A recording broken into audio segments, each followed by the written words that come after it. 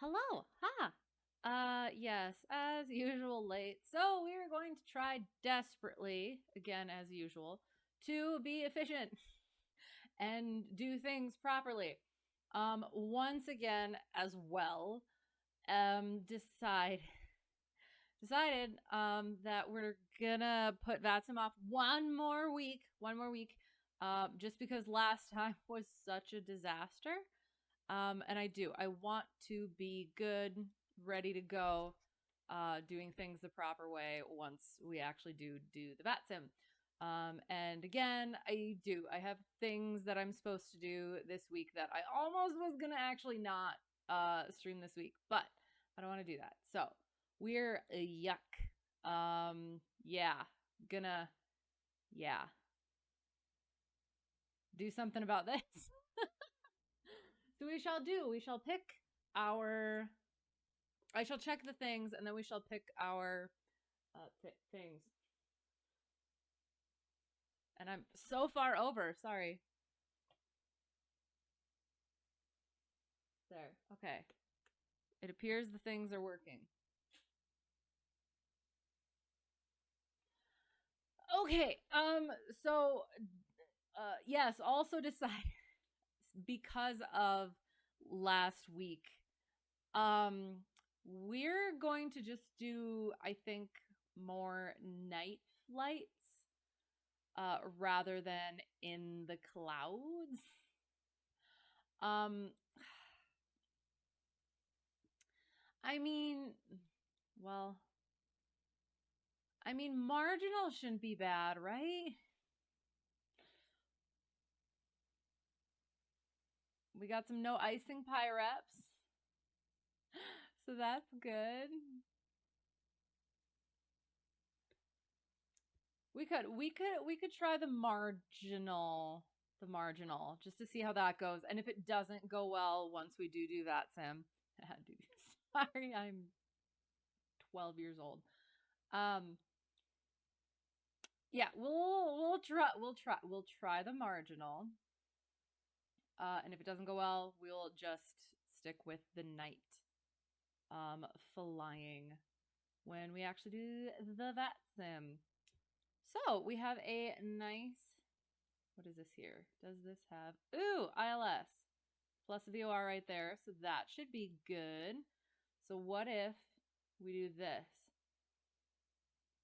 Ooh, that has an ILS too. So we could do either way. Burlington to Muscatine, Kamut, and KBRL. Oh, this one's a mon. So let's do Muscatine to Burlington. Kamut to KBRL, not Bertle. KBRL. Oh darn. Let's not do that. What about this one? KIOW. Okay, let's do that one.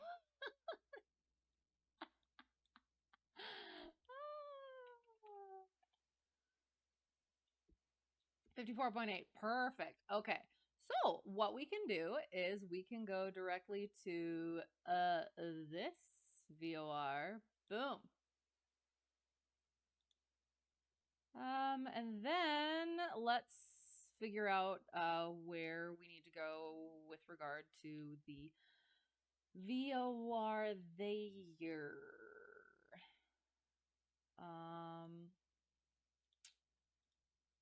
Because depending,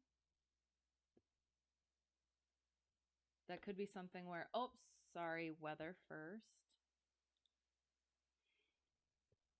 All right, the 27th at 0253 Zulu automated 30010 gusting 18, 10 statute miles broken 2800. La la la la. So 36 our ILS. Let's check both the VOR 30 and the VOR 36. Sorry, did I say VOR 36? ILS 36. What am I doing? Boom, boom, and there. Okay, so, ooh, shoot. Sorry. So charming this evening. Okay, we'll do the DME arc. God dang it. It's fine. It's fine. It's fine. Why do I do these things to myself? Okay, so that's what we will do. Going to the VOR, LAN. It's fun. Ooh, does that say waffle? Oh, wapple. That's fun too. Okay, so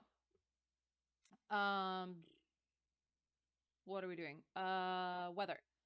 From KIOW, the 27th at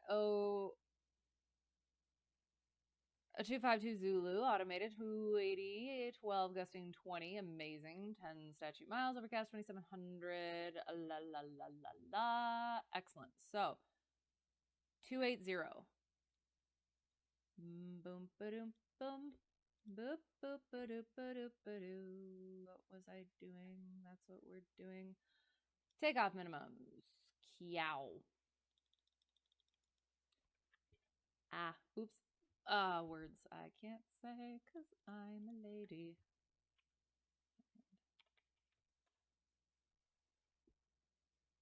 Oh, I always forget I can't put the K in. There we go. Oh, this is going to be fun. It's 1 of 17 match.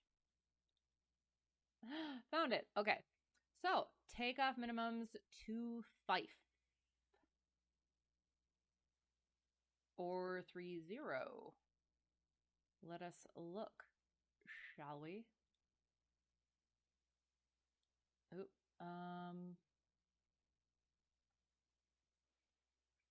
Probably 2.5.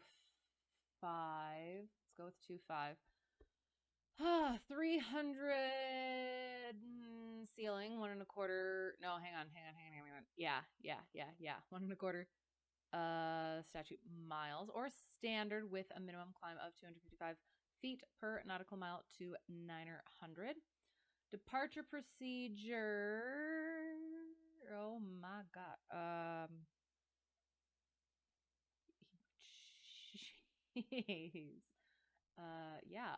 It doesn't look like there's a departure procedure for 25, so that's good. If we decide to do a runway 30, obtain ATC approval for visual climb over airport when requesting IFR clearance. Climb individual conditions to cross Iowa City Muni Airport at or above 1500 before proceeding on course. Otherwise, runway 7, climbing right turn heading 180 to intercept KIOW VORDME radial 572 KIOW VORDME before proceeding on course. Visual climb over, and then visual climb over airport is just for runway 30. I completely missed that part right there. I thought it was part of that. It is not.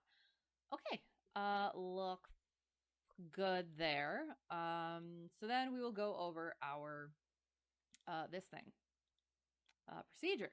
ILS or localizer runway 36 Southeast Iowa Regional Burl. It is currently up to date. Localizer frequency, Burlington, Iowa, localizer frequency 108.9er, approach course 359er, runway length 6102, touchdown zone elevation 694, airport elevation 698.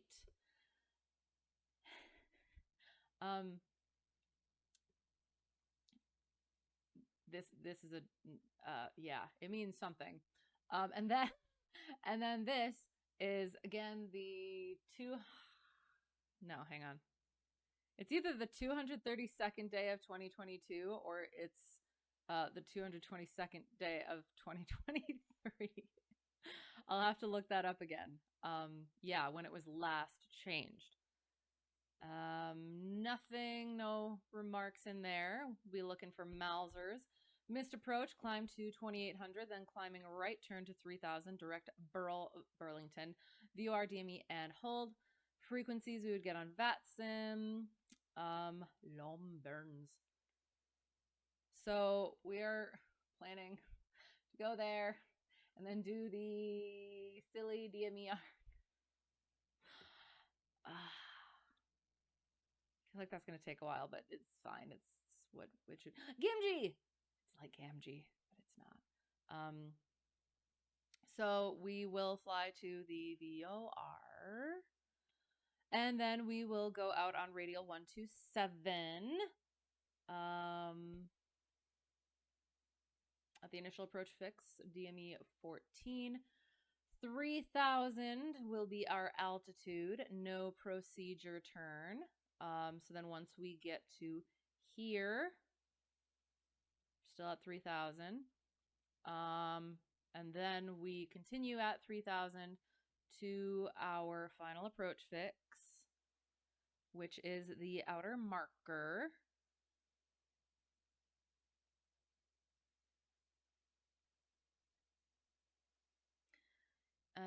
We can also tell, we will also be able to tell where it is we will be on the localizer as well as on the 240 radial of our VOR.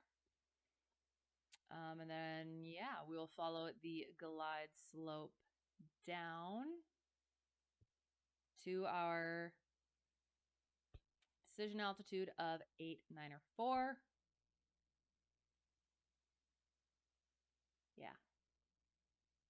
And then once again, missed approach is climb to 2800, climbing right turn to 3000,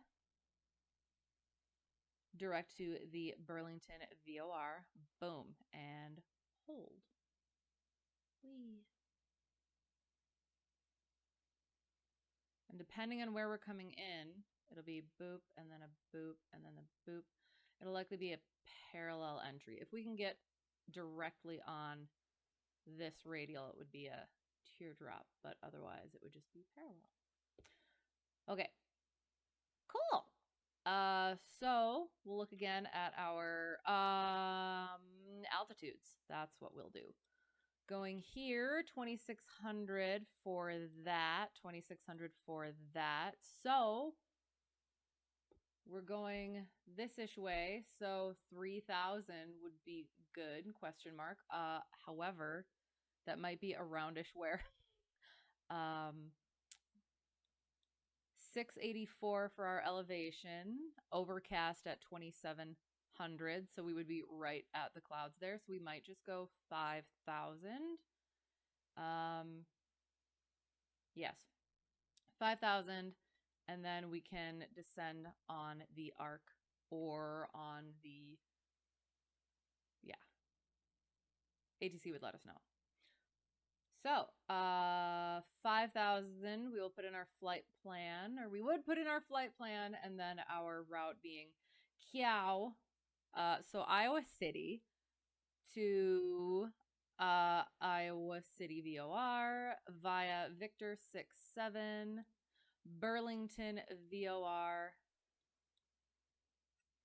and then yeah, we'll go out to there, DME arc, boom, and in.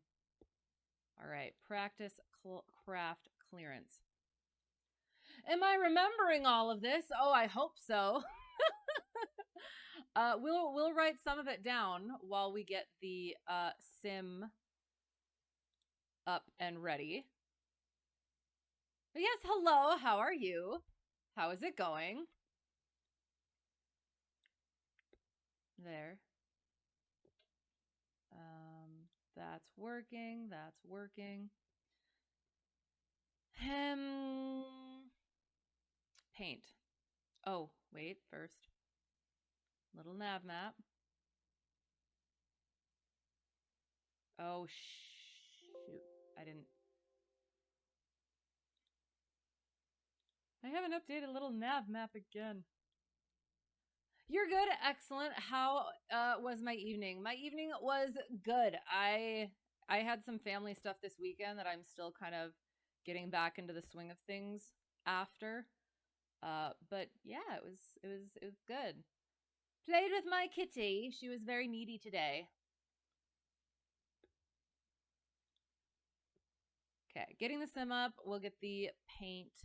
Boom and boom and boom.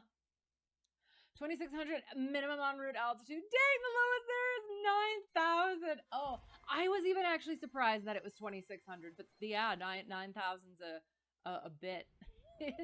is a bit. Oh, how are you? How's it going? Do you fly 150s at that altitude? We did. We struggled last week getting trying to get up to even 6,000. Although again, we started taking on. This was in the sim, just to clarify. Yes, but started taking on icing, and that just did not work out. So, craft clearance is our clearance limit, our route, our altitude, our frequency, and our transponder or squawk code. So our clearance is going to be to KBRL, Burlington. Why does it seem larger? It seems larger. We're gonna not do that. Why did...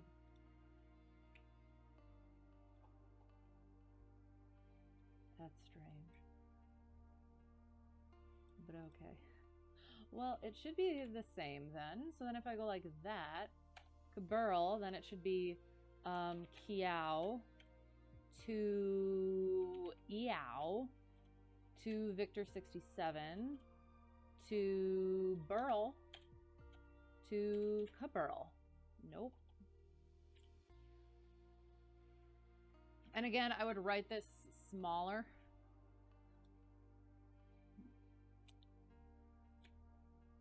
In order to, yeah, have room to do what we actually get for the flight.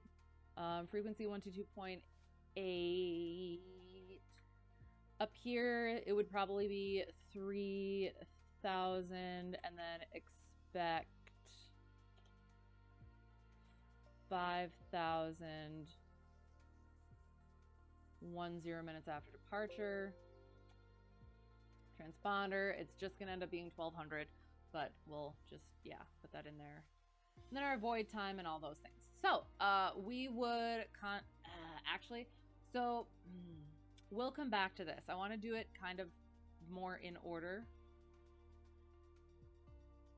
So we'll come back to this at our, what's it called? Oops. Once we're holding short of the runway, we'll come back to that and do that practice thing. Okay, I think we said we're taking off to Fife. Why are you clicking strangely so that I cannot there? Okay. And we're keeping it at normal flight conditions. And yes, we'll see. Ah. Gosh darn it. Where is my mouse? Oh, and I need to put that thing up there. Sorry. Boom and a boom. Okay. So yes, not too much story time this even. Had second lesson last week. We did stalls, which was interesting. I was like, oh, I'm ready to do stalls. I'm good with doing stalls now. And then I realized I never actually let anyone else do stalls, especially new students. So then I got a little bit nervous, but I was like, no, we got this. Got to do it at some point. So, oh no. Okay, that looks more normal. So yeah, so that was a little bit. It was fine at first, and then it got nerve-wracking once I started thinking about those things. But it did. Oh no. I will also check the thing. Because I'm seeing things. Also. Sorry. Just a couple of adjustments. Keep changes. Apply. Go back. Resume. Okay. Yeah, so that was just thinking about that was a little bit nerve-wracking. But again, so far that student seems like he's on top of the things. So I was like, all right, we're gonna do it. And we did. And I did. I felt a little bit more tongue-tied this time. Hang on.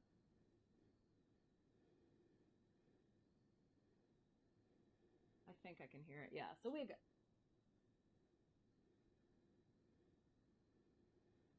Which wasn't fun at the time, as well as wasn't fun looking back on, but it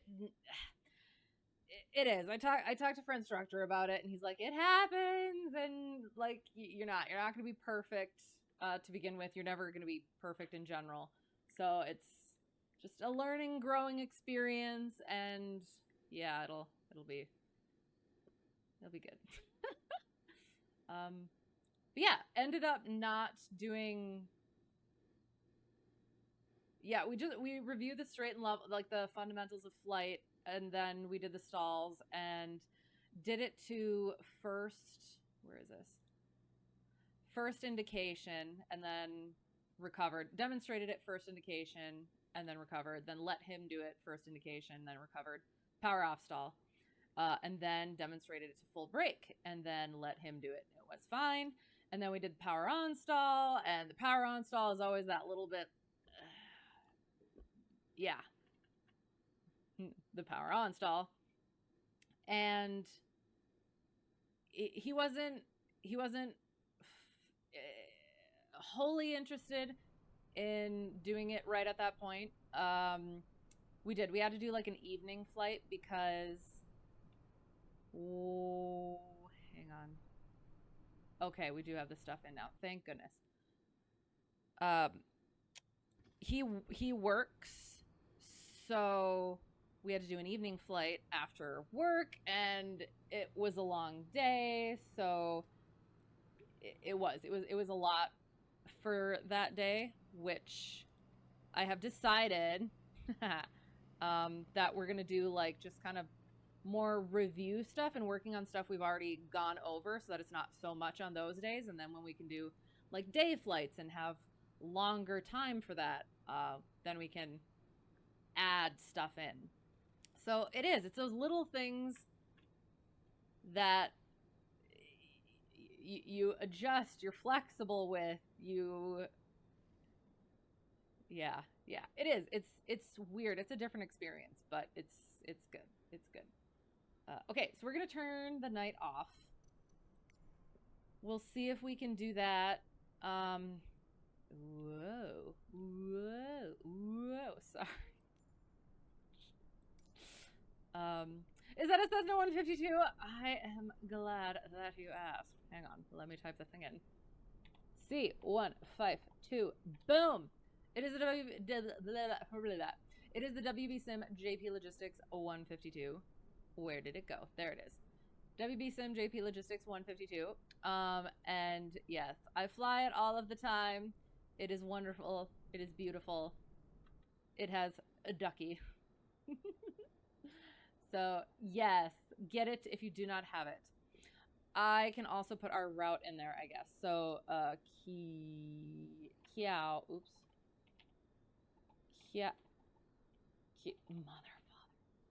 KIOW to EOW to Victor 7 to Burl to KBRL.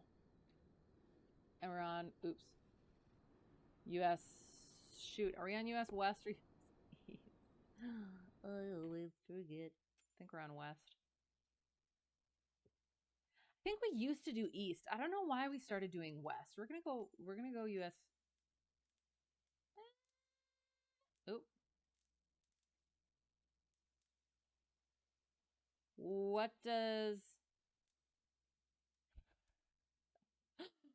What do these things mean? These things. Is lower better? It looks like higher is red. We're gonna go like this. We're gonna go this one because it's got lots of bars. Seems like a good idea. Okay. So US East.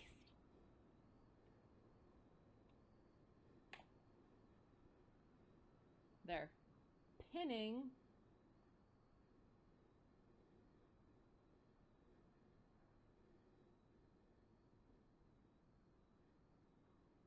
There. Lower better. It's basically my lag delay. Oh, okay, sounds good. Thank you. So that is a good choice then. Hello, how is it going? All right. So, and that is the other thing. Kind of I tried to get there early than my student so that I could do the pre-flight beforehand and then like let him go at it. But I did not. I was not able to get there earlier. So I did. I still kind of like let him do it. I observed, I watched, and I threw the things out there that he neglected. I tried not to do too much. That's one of the things that I'm trying really hard to balance is I am very much hello Stu 222, thank you for the raid. How are you? How are things? How is your stream? What were you doing? Welcome. Good to see you all. The number is in milliseconds. Oh, okay, that makes sense. Got it. Thank you. Got it. But yeah, so I'm trying not to be too overbearing, you know, but I also don't want to be, I don't know yet all of the things that I should be, yeah, catching and like letting them know. So yeah, that's something. I'm not far enough into the instruction stuff yet where I know what I can let go and what I should not let go. So yeah, so that's been fun to try and figure that out. You're just here for the what? I like cats. I said earlier my cat was being, I was a little bit late because my cat was being needy, which is not good for time things, but is very good for, she's adorable. So, but hello, welcome. Flew some VFR around Kansas, did a few practice approaches, nice, and touch and goes at various airports, nice. Then flew a Learjet from IND to CVG, nice. So how did that all go then? Sounds like it probably went well. You're here for a band? No, stay! Behave, but stay! Okay. So, we're doing the thing. You have 7 cats. It's hard. I bet it is, but. Worth it. Cat is also needy. Yes. What's the word? Cat miseration. But sorry. Okay, we will. We'll quick start our pre-flight. So yeah, that's I'm still trying to figure that stuff out, student wise. So yes, taking a picture of the hobs and the tack, and then we do our electronics. So battery goes on, pitot, heat, nav. Oh shoot, hang on. I started. Oh, I did. Did I go outside? Hang on.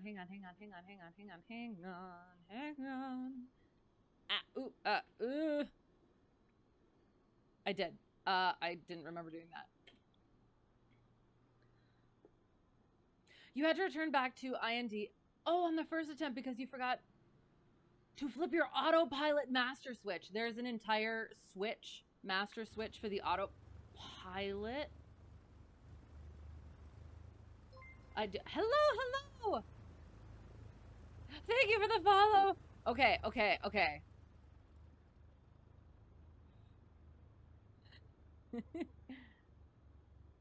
I'm gonna attempt to say this.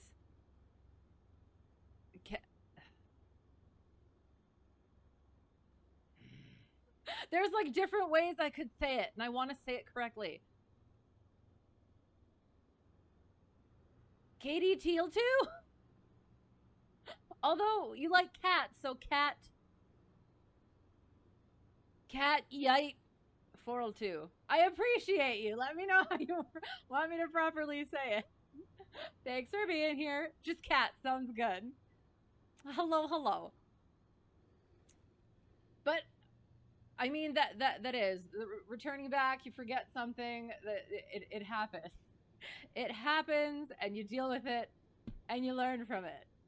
But then it went well after that.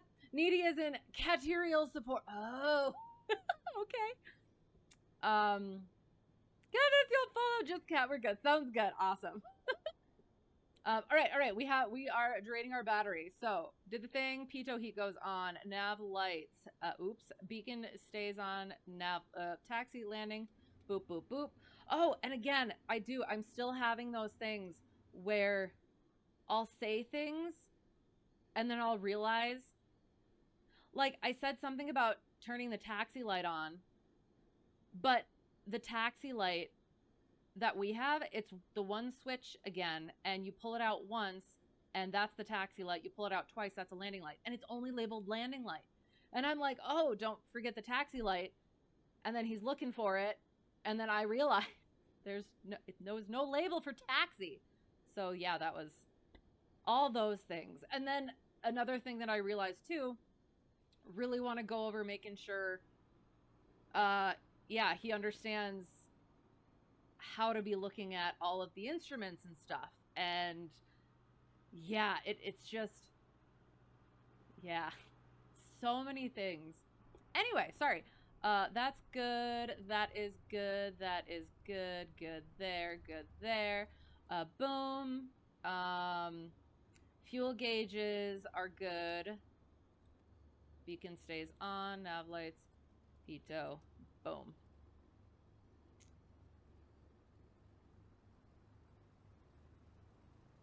In a dang virtual world, well, we do try to do things properly, but that is nice. Because I do fly in real life, but that is what's nice about the sim, is being able to,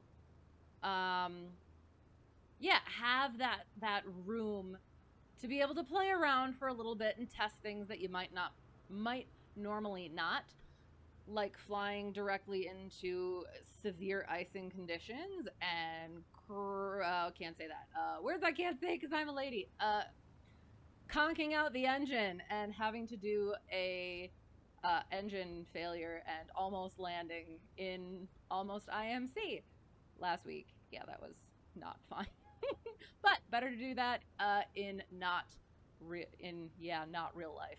So no annoying.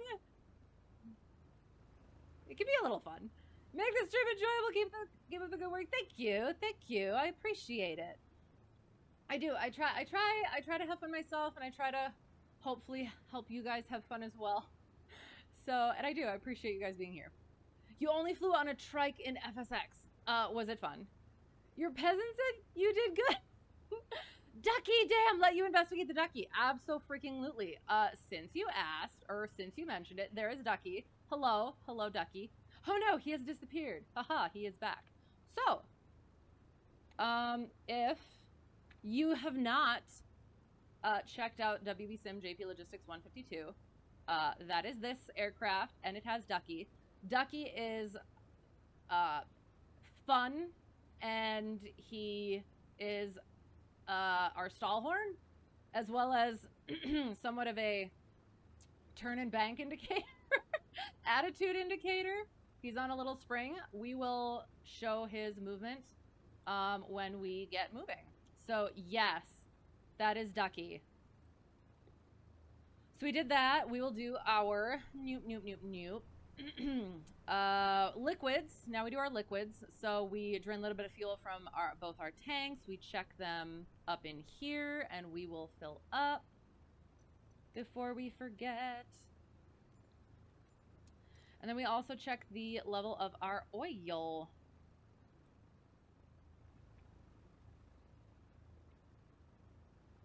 Yeah, sorry. It's above 5, so it's good. Control the space. So, we did that. Drain a little bit of fuel from there, and then we do our flow. So, static port, avionics, vent,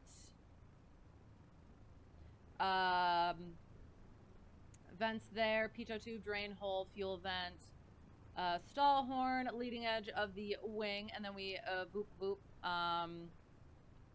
the wing to make sure it's attached to the fuselage. Check our aileron, bolts, wiggle the rod a little bit, bolts, connections there, wiggle that rod a little bit, antennas. Sorry, I'm gonna quick get through the flow and then I'll get back to chat. Antennas, fuel caps, make sure those are on, check the tires, check for brake fluid, elevator connections, also checking to make sure that the yoke is doing what we want it to in the cockpit while we do that. A little wiggle with the rudder and then give it a little up to make sure it's attached to the vertical stabilizer. Other side of the elevator plus the trim tab, and then chicken student can do the other side. Excellent, amazing. Then just do the flow around the opposite side of the wing. And then we get back to here, we did our fluids, so then we leading and trailing edges of the propeller, exhaust port, air intake, make sure that's clear. Nose, oh, that was the other thing. I'll come back to that. Nose wheel clearance, shimmy damper, that tire, bag it up, and take a look. See, looks good. So there have been some questions. So my student had some questions that, oh, for those of you who don't know, I recently became a CFI, certificated flight instructor, but again, this is still not flight instruction, consultant, IRL, CFI for actual operations or just in general. And I have my first student and my first couple of lessons. So there have been some questions. He's had some questions where I'm like, I start talking because I think I know the answer, and then as I'm talking, I'm like, wait, I'm not saying this correctly. And I'm not quite sure I can formulate the answer for some reason.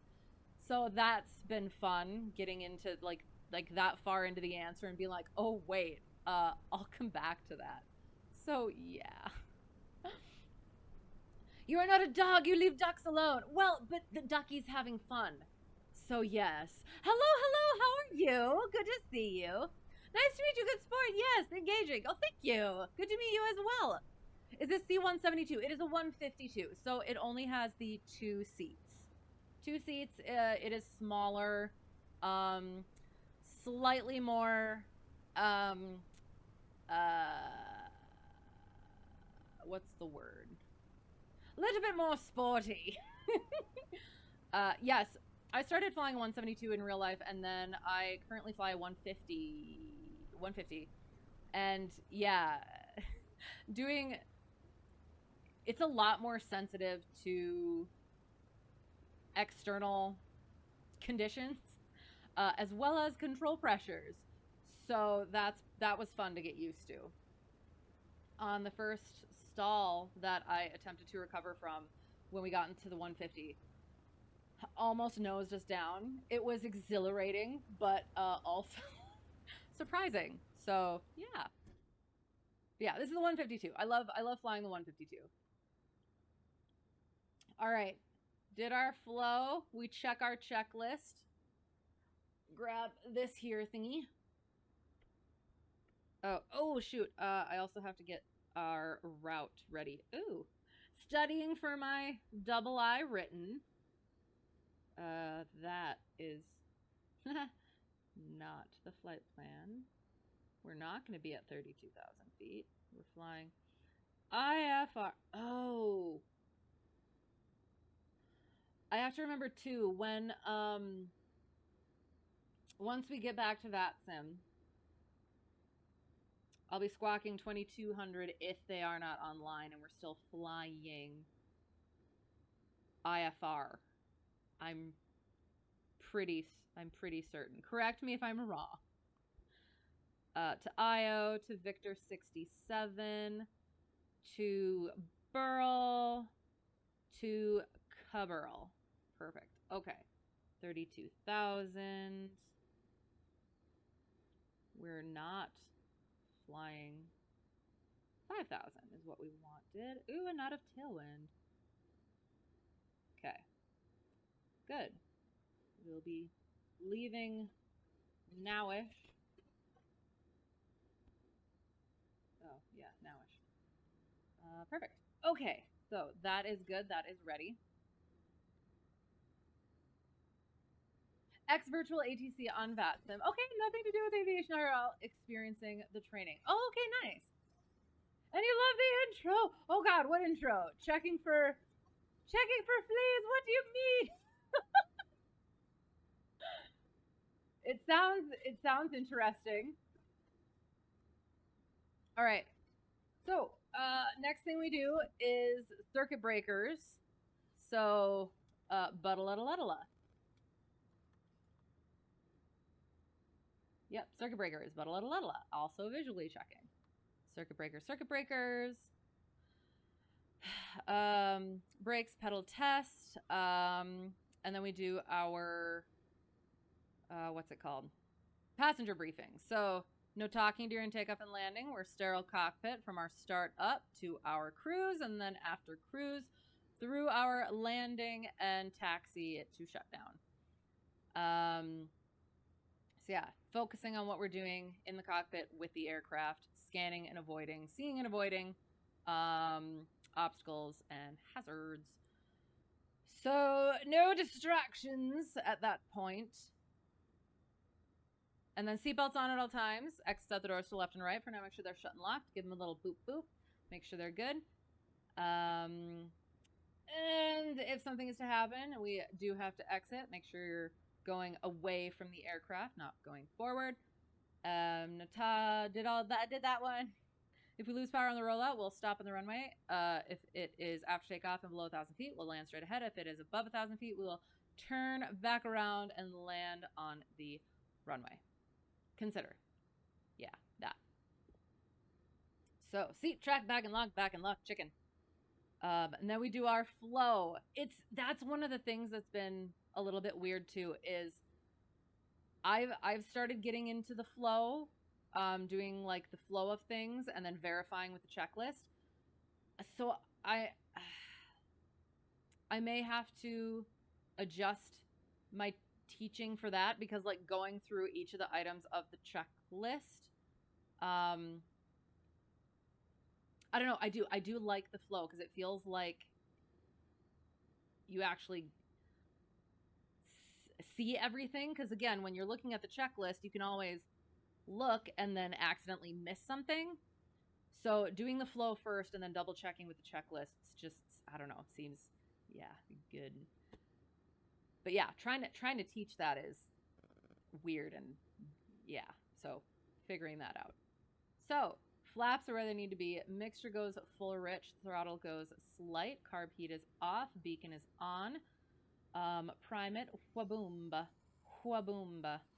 Brakes. Clear left. Clear right. Clear ahead. Clear back. Clear prop.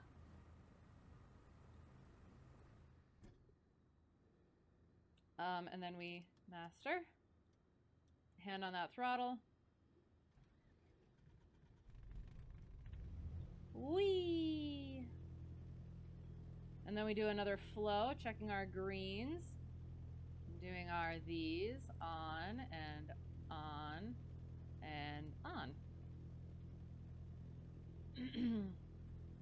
My VCam was on the seat. Oh yes, I'm sorry. I do that quite a lot. When we do, shoot, I forgot again. So we do track art streams once in a while. So I'll be flying erratically, trying to make a picture, and then having you guys guess it. So when I'm doing that, I'm staring directly at the my iPad to see what I'm doing.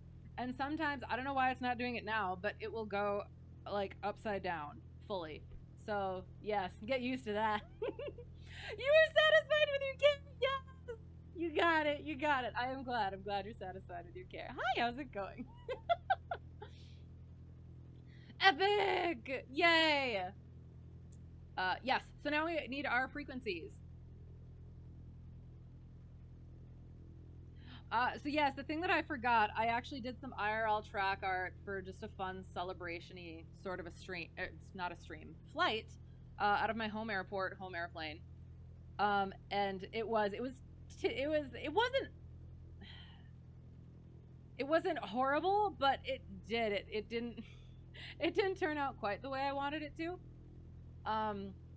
But all right, so 116.2.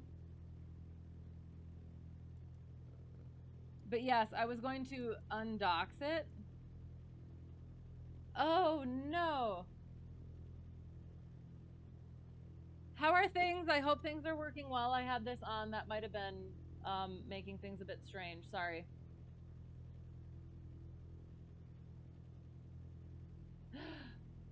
Oh no. Oh no. Hello. Shoot.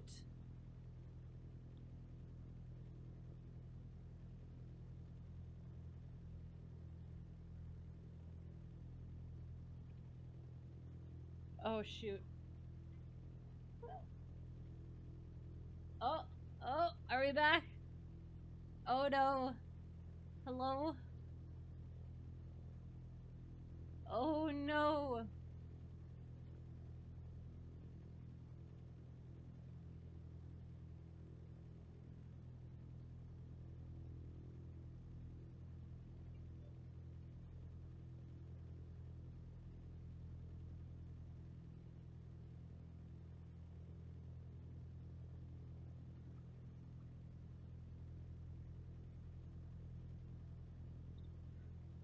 Oh no.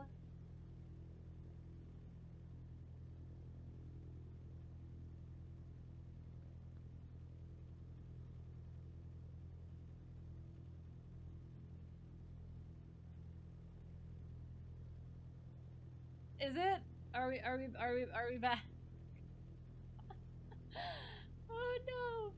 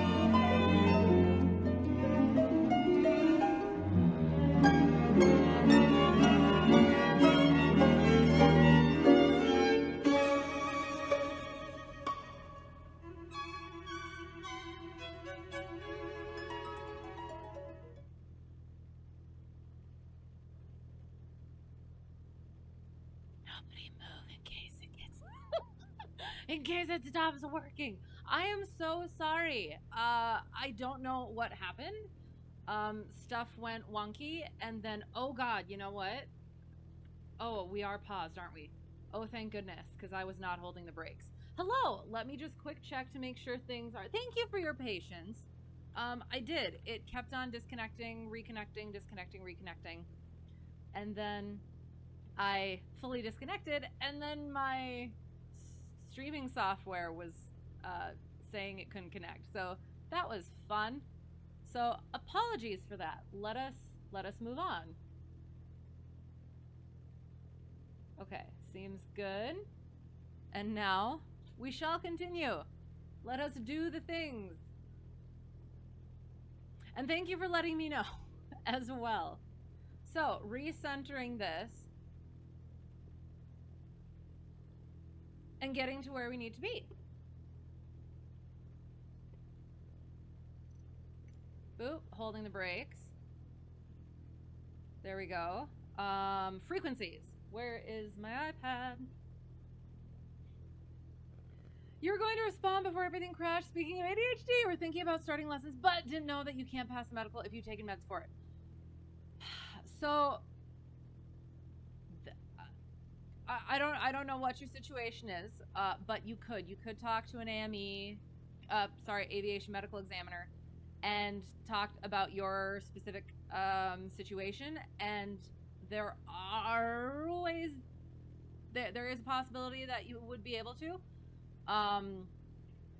So if you really did want to try, go that route first, talk to one of them, and yeah, see if it's possible. Otherwise, I mean, we got the flight sim, which is like, it's been fun going through it with through my training, but also it's just fun in general. And it's so realistic in so many ways. So it's helpful. Frequencies. So 116.2.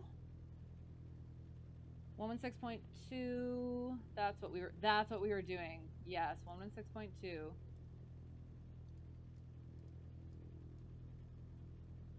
And then we need our second VOR, 111.4. And then we'll put our localizer down here, which is going to be procedure. Oh yeah, that's right. We did the ILS, didn't we? Because it is the DME arc, which is so much fun. Localizer, 108.9er. 108.9er. Wee. And that, the localizer is going to be 359er. So I'll put that in there. Perfect. Our first course to the VOR is going to be 203, so we'll pop that in there immediately.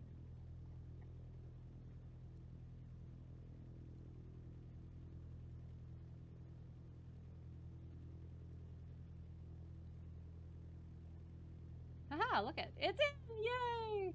That's, nope, not gonna say that. That's not proper. You were thinking maybe sport pilot. You definitely could do that. Yeah. Check it out. Again, I don't have good advice for that one in particular. I can look up regs and stuff for it, but there are other people that know about that better than I do. But if you had questions, I could definitely do some research on it, because technically I can. I could instruct for that stuff, but it was kind of like, if I would get the opportunity to do a sport pilot thing, then I would really go deep into those regs and requirements and stuff. So yes, that it's got different things for training. and such weather is what I'm looking for. But that would definitely be a possibility. How much are you thinking maybe about it? Because now I'm going to start getting ahead of you. That's how this works. All right, so we're checking our weather. KIOW to the 27th at 03:52 Zulu does math.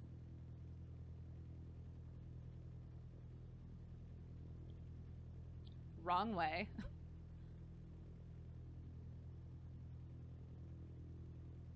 It is up to date, or it is, yeah, most recent. Automated. 300, 17, gusting 26. What one are we taking off from? 22.5? Yay, that'll be fun. 10 statute miles, overcast at 2,500. Wow, that's new. -1 degree Celsius, -6 degrees for our dew point. Altimeter 299 0. Remarks AO2. Differentiates precipitation. Peak wind was the 280 at 27 at 0337 Zulu.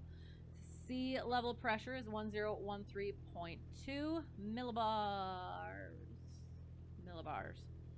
Temperature is -0.6 degrees Celsius, minus, because of the 1, 5.6 for our dew point.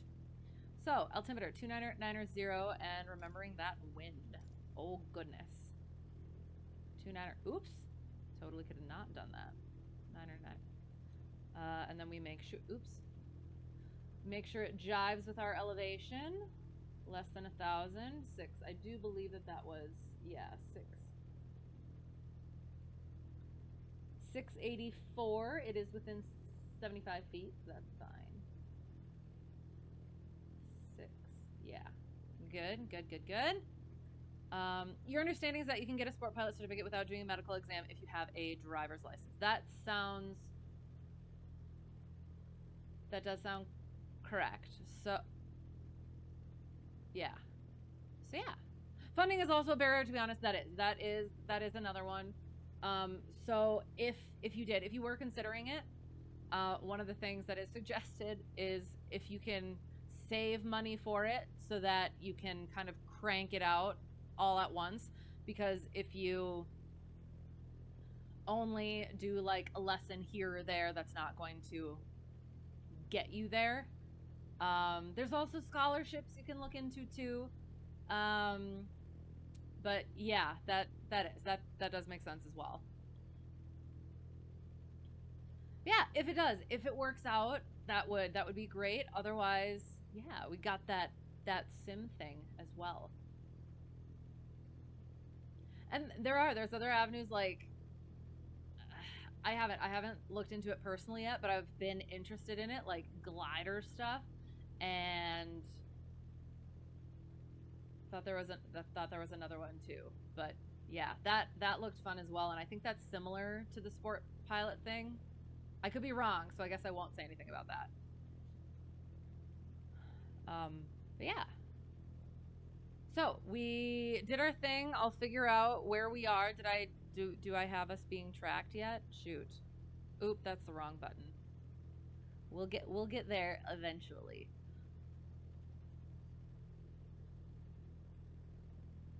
Start flight tracking. Local club that does free discovery flights. Yes. Do it. Been thinking about taking advantage of that. Do it. Yes. That would be fun. Free discovery flights. That's great.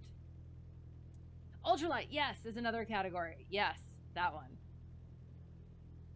So yeah, I would go there. Definitely do the free discovery flight. You can talk to somebody there and like, yeah, give them your situation, ask them what sort of suggestions they have, and yeah, people are willing to help and point you in the right direction. So yeah, it will. It'll be good. I'm looking forward to hearing about it once you do, because you should. At least go check it out. All right, so I need this thing. Weather, not weather. Procedure. Airport diagram. We're going to 2-5. Sorry. Sorry. So we're there. We will taxi on Bravo, then Alpha, and then the 2-5. Perfect. Okay. So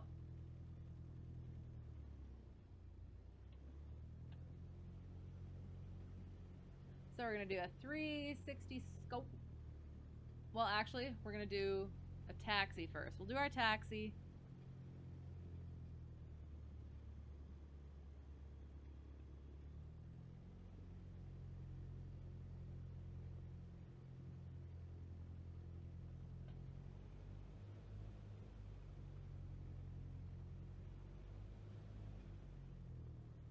Yeah, look at that windsock.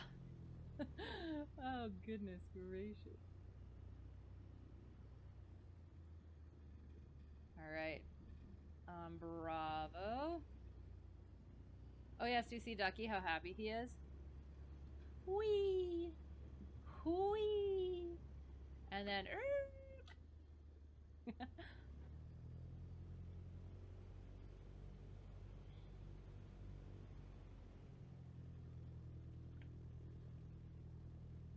We got our taxiway directional sign and our location sign.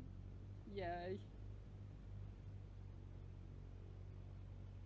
Doing our checks, tilt, and the ball goes the opposite direction.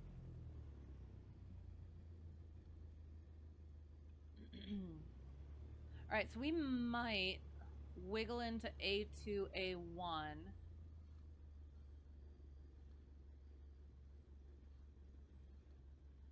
Yeah, we'll do our run up in here, then we'll do our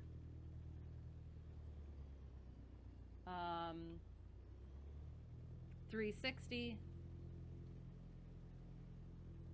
and then we'll do our practice clearance.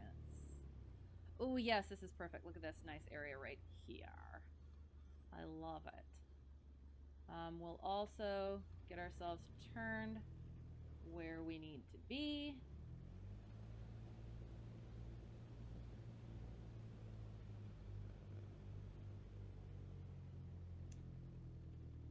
We'll get our flaps up.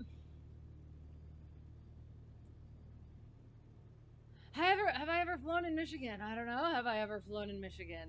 Why is that aroundish where you're at? Or are you just asking generally? And what is it about Michigan then?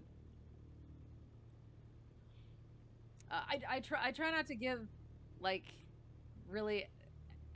I try to give as little as possible about like where I am, just for, you know, non-doxing purposes. Yeah, sorry. You live a couple miles from KBRL. Cool. Okay. I will have to hang on. Let me just quick take a look. See. KBRL. KBRL. Sorry. Ooh. Ooh, Charlie airspace. That's always fun. Well, are you considering flying out of there, or have you looked into smaller airports for potential flight opportunities? Grand Rapids. Okay, sounds good. Thank you. Oh, wait. Yes, okay. Got it. Nice. Probably a smaller airport. Excellent. That's what I would suggest. I love my smaller airports. They do tend to be cheaper as well, which might help. And you'd be surprised at the opportunities that you can get with them and at them. So yes, also definitely being able to get comfortable at the bigger airport as well is good. So that would potentially be a really good situation, having that so close, but starting out in the littler one. So yeah, sorry, I'm already planning your entire journey for you. I'm sorry. I will. Brakes are on. Not for long, but we'll attempt. But yes, I would definitely small airport. They're fun. Okay, so run up. Fuel is on. Trim for takeoff. Flight controls. Make our square. Up mine. Bring it back. Up yours. And then up ours. And then give the rudder a little wiggle. Make sure it goes in the direction of whichever one we are, whichever pedal we're pushing. And then our greens are good. Fuel is good. Mixture's where it needs to be. Carb heat is out. Primer is in and locked, question mark? It almost looks like it's not quite. Okay, it says 0%, so. Alright, so we're good. 1700. Not that. Carb heat goes up. And back in. One notch left. Watch that drop and back. 2 notches. Watch that drop and back. Then we do our scope and our scan. Make sure our instruments are where they need to be. Vacuum is good. Sorry, ammeter is good. Vacuum is good. Green. Idle check. How's your nose, DFI? I'm good. Had my first couple of lessons last week, and already learning. So yeah, it's getting there. But how are you? It's good to see you. How are things? What you up to? Got our idle check. We're gonna put our mixture on. Get our lights, nav lights, taxi light, and since we're gonna be approaching the runway, we're going to actually. Since we're here, we might as well get our clearance here. So we would call, let's look actually. Oh shoot, I have to get back to there.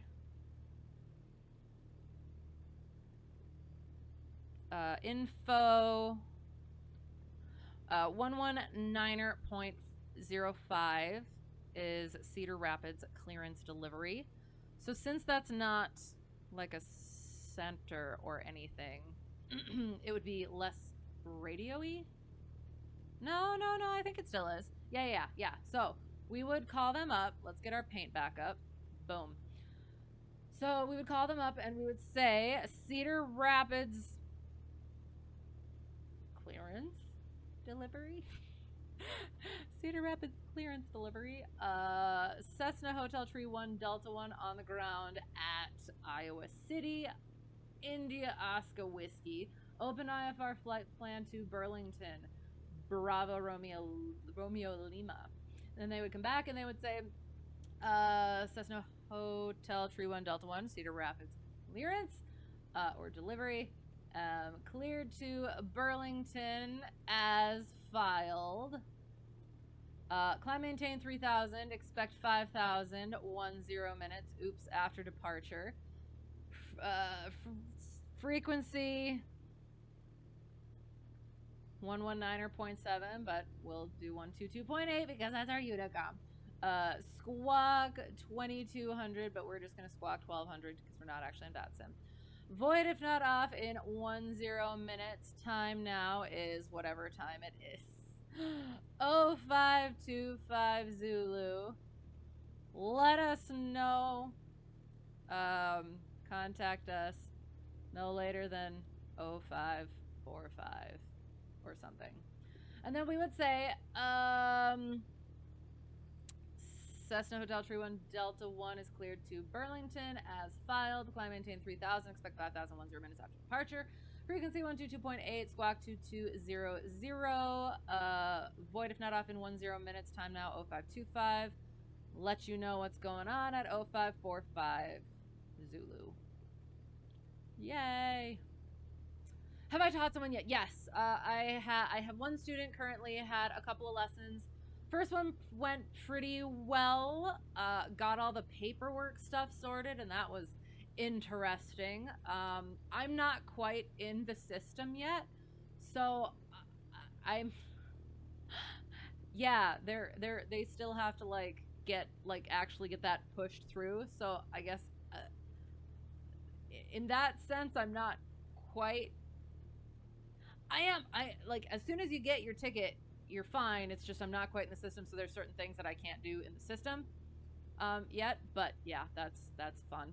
But yes, there were after the first lesson, and even during, there were like certain things where I was like, oh, I forgot to do this. I could do this different. I could do this better. And then the second lesson, yeah, definitely got more tongue-tied, and there were like certain things still, that learning curve is happening where even if I think I know something, I start talking about it, and then yeah, then it's like, oh, I don't actually have a really decent explanation for this right now, so let me come back to that. I have to start doing things like that. Like if I get so far into an explanation and I'm like, you know what, this isn't working, I just need to be like, you know what, I'll get back to you on that, rather than yeah, trying to struggle my way through it. So yeah. Well, the school you graduated with, you take a wild guess on which one it is because it's popular, non-popular. Okay. Too many instructors, so waiting for a slot. So in the meantime, going back to college to finish your degree in software engineering. Nice. Okay. And waiting to see if you get called first by the school, or just do your option B in life and not wait till you're 30 to start your life. Well, can you look at other airports?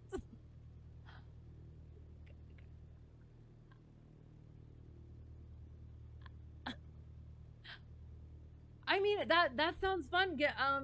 Finishing up your degree at least, and then yeah. But if you can, like, I would like, yeah. You live in the middle of nowhere. Gosh darn it. I mean, see, I I kind of do too, but you try, but not much. You're okay. Okay, dang it. Okay, kid, I'll live me. Hello. It is. It's going well. We're getting the plane. We're gonna be taking off soon. How are you, Story? You didn't pay big money to not work. Oh, to not work there. Fair, but okay. All right. Here's the thing. Here's the thing. We're gonna bring our mixture back, and this is a good thing that we're not on ATC because, yeah, void time. I will. So, when you're a CFI at a school like so, right? You get paid a certain amount out of whatever the student is paying, right? Whereas if you go to another flight school, a smaller flight school where there aren't as many instructors, so there is potentially more opportunity for students, then you, well, or not even a flight school, it could just be an airport. Then as an independent CFI, then you get the whole chunk of whatever the student pays you. Do you see what I'm saying? So, question mark? If it would be a possibility, how far are you willing to drive? Doing good. Your spin endorsement flight today was crazy. Yes. Tell. Because that was one of the things I was looking most forward to, and I did. I had a great time with it. So I would love to hear how it went. We will. So now mixture. We'll get in the air. So we got our clearance. We're spinning around, checking that pattern for other. And again, if something starts going nasty with the weather, we're just gonna go clear skies. And once we start going to VATSIM, we will just be doing night flights and not IMC stuff. Because yeah, I don't want to have issues like that when we're on VATSIM. And I think that's what we used to do as well, kind of. So it should be fine. All right, so they would have also said frequency change approved. Talk to you in a bit. And then we wander over to the bold short line. We're taking off to 5 noon. Oh, hold short line is there. Oh yeah, and then I do. There's so many different things that I mentioned this a little bit earlier. I don't want to be throwing too much out there or being nitpicky right away. But like there's certain things that I don't want to have like bad habits at first. So one of the things is again like letting him taxi. That's totally fine. He does really well with it. For my first student, sorry. And like he'll go like right up to the hold short line, and so it's, I mean, he doesn't cross over it, but like I mentioned like it's a better idea to be further behind than in like close to it. So yeah, so I'm not sure if that's being nitpicky or if that's like a good thing. So I don't know. Only issue you would have is, let's say you do find a place near you. Not a lot of people are flying in and out. Second, 2 years is what. I would say you would. I guess if you know the situation around you, then you know the situation. But in my experience, you'd be surprised at how much traffic there is and potential for students at smaller airports. But it is. If you know the situation, you know the situation. Second 2 years is what you're expecting to teach students, and you don't think working at a ma and pa shop is going to work out. You could fund the whole training and not do a student. You know it's dumb and you got all the certs for it, but that doesn't mean you're meant for teaching. Again. So my home airport is, yeah, it's pretty ma and pa, and it is. They're actually getting a second rental now because there are so many students that fly out of there. Well, and also use it for rentals. But there's one instructor there, and he's always busy. And I could also go fly out of there or go instruct out of there if I wanted as well. So I do. You might be surprised. Hello. How are you? How is it going? Good to see you.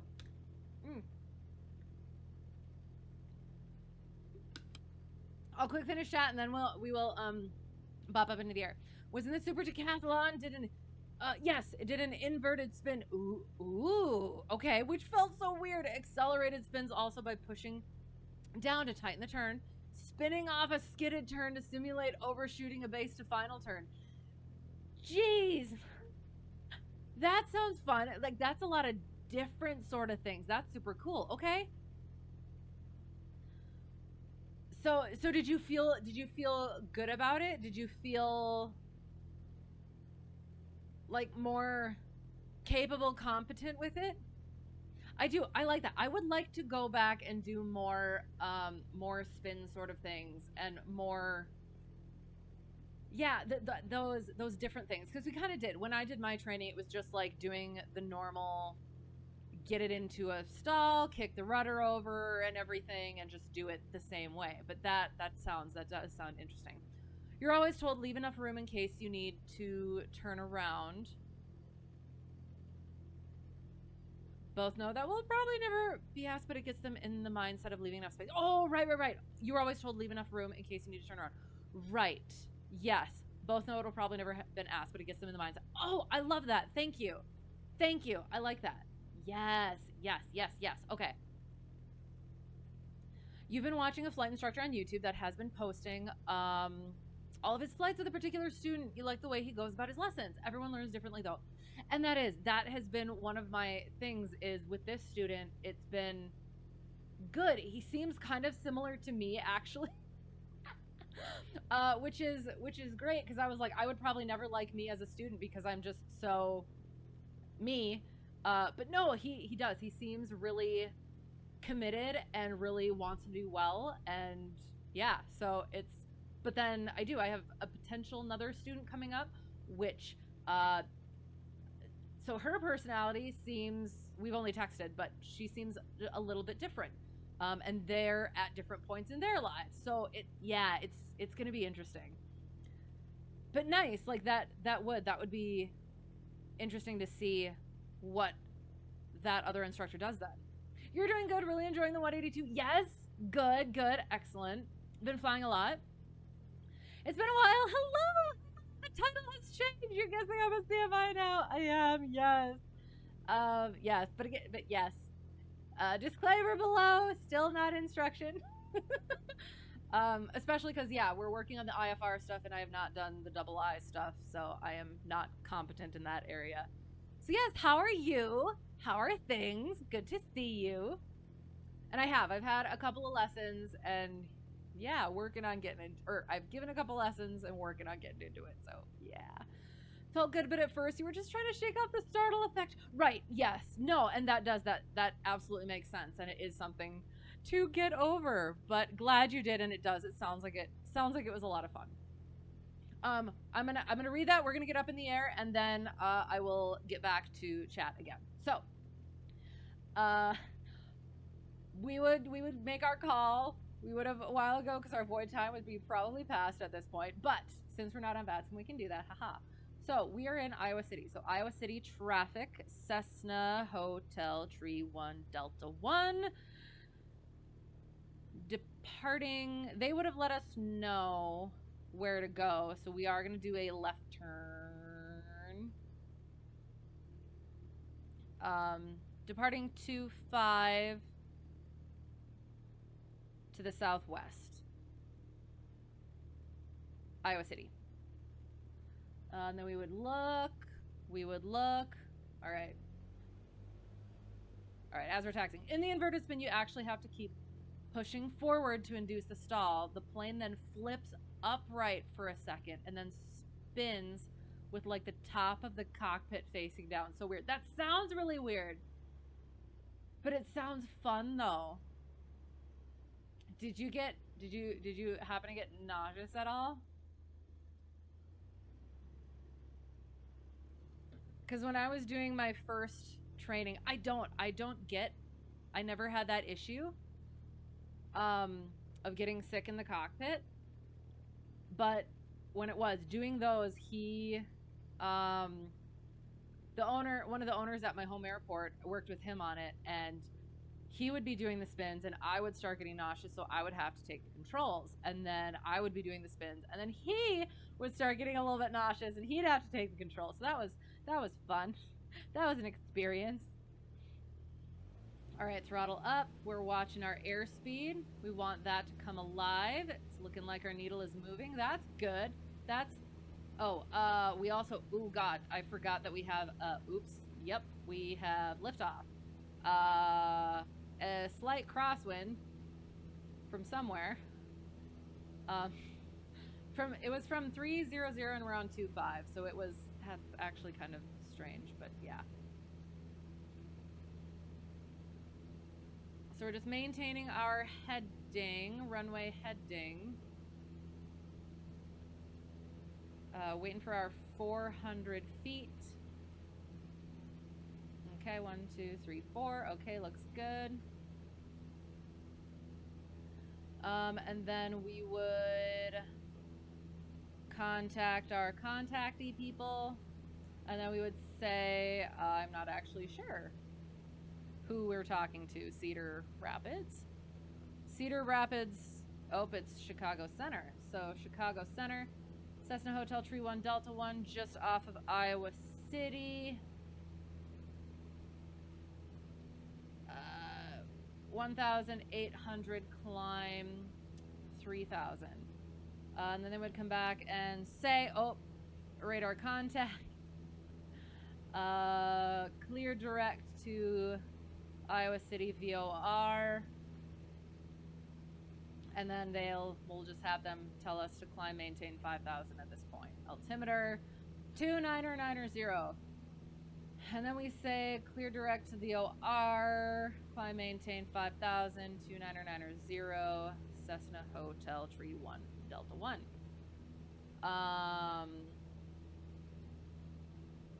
What was that? Why was there a little blue thing right there? Okay,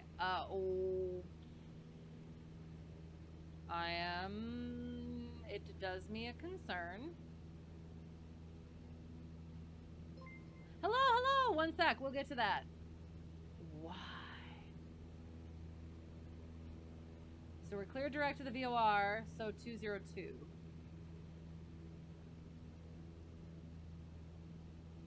Okay. Fluxtron, how are you doing? Thank you for the raid. How is it going? How is your stream? What were you doing? Welcome, everyone.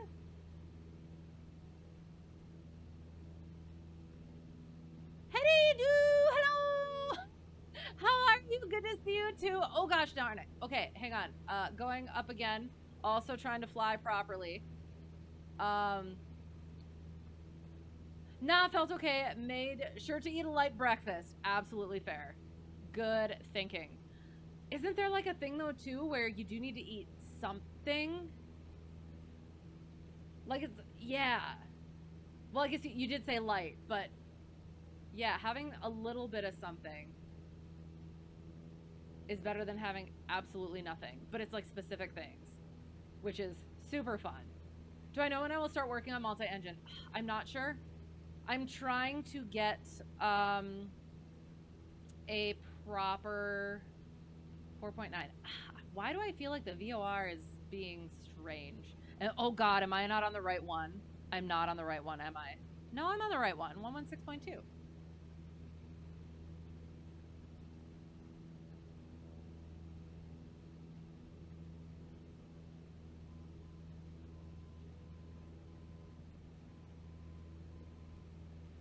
Yeah, that's good.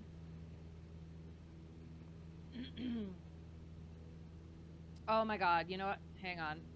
No, that's correct too. I'm so confused. Oh. Hang on. Hang on. Gently, gently. Getting back on track. We're not going to be out of this at 5,000, are we? For the love. I guess that was probably a terrible choice to make, to do the marginal VFR. Ah. Gentle corrections.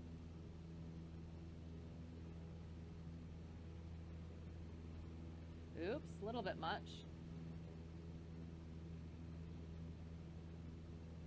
Gentle corrections. Gentle corrections. Okay.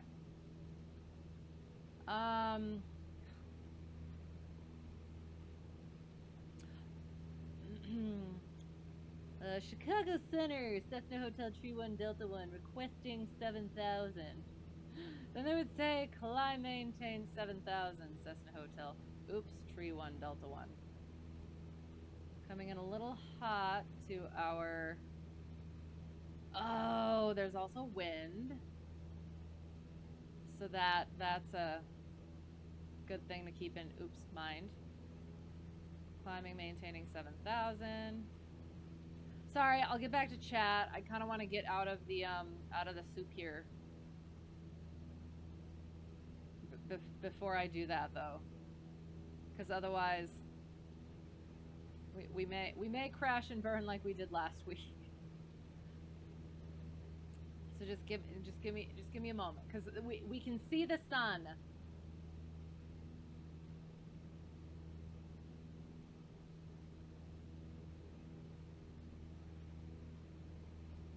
Oh, getting a little bit off course that way.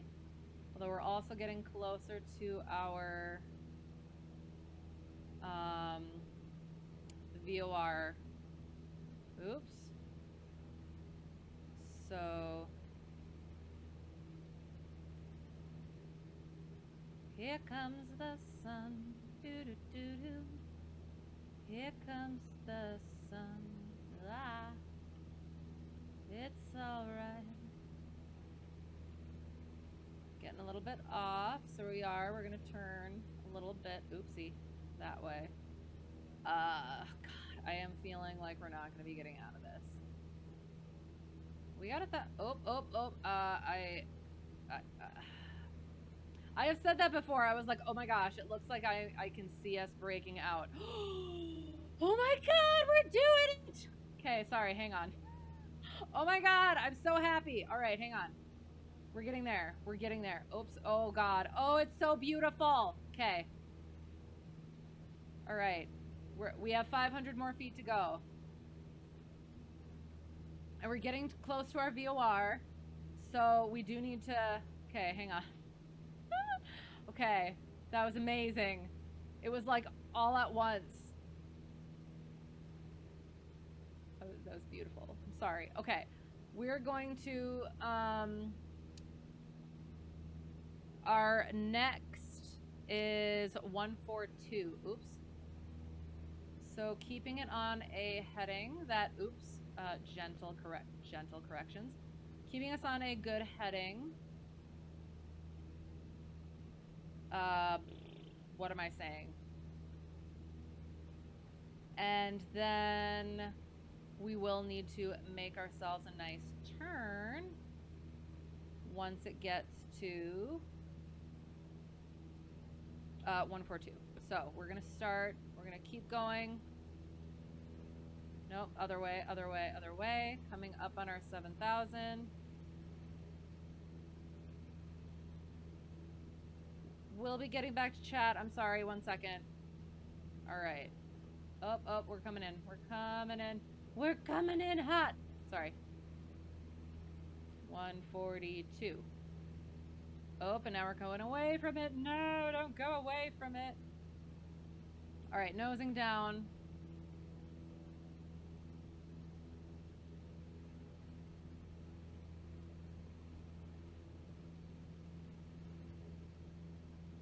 There we are.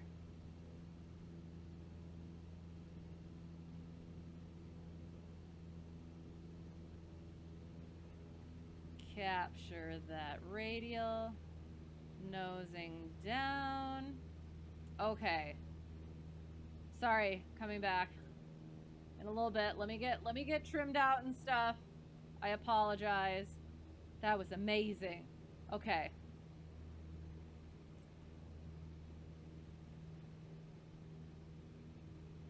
Yeah, sorry.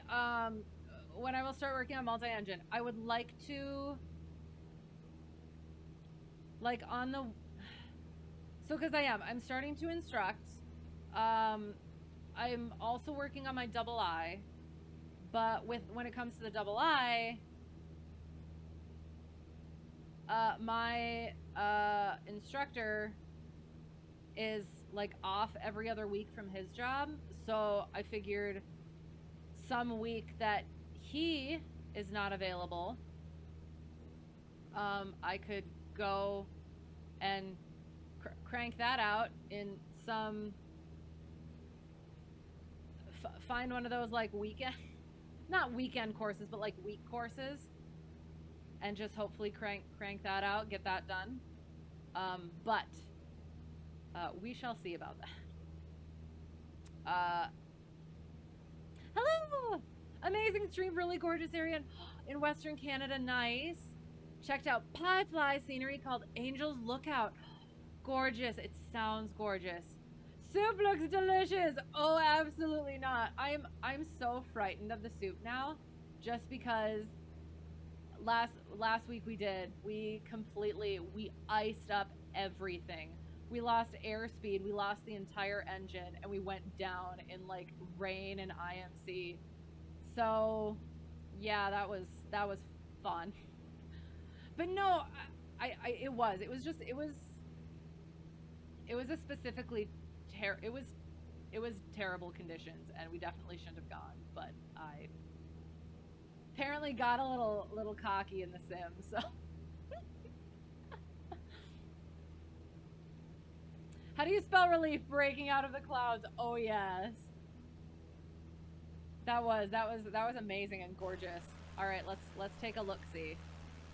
Oh my gosh. I love it. Oh.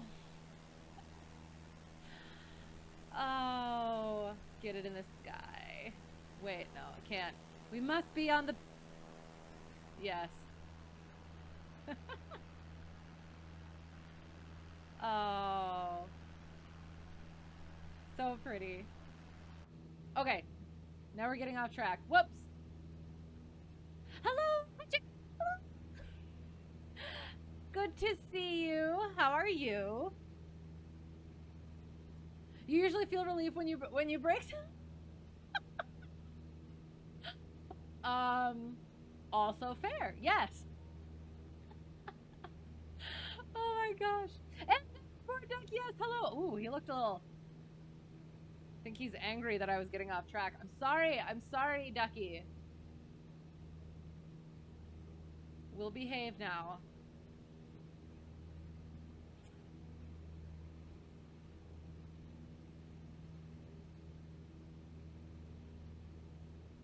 All right, so we've got a little bit of time, so we'll make sure that we know what we're doing.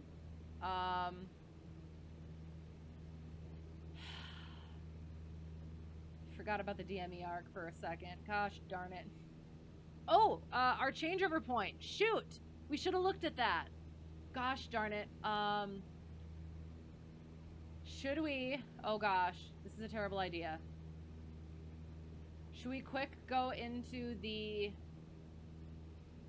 I'm gonna make sure we're trimmed out and like on course. Then we're gonna quick run into the into SkyVector and look for the changeover point. We should have done that. Yep, okay. We'll see how well this goes. Okay, so we are here. What we are looking for is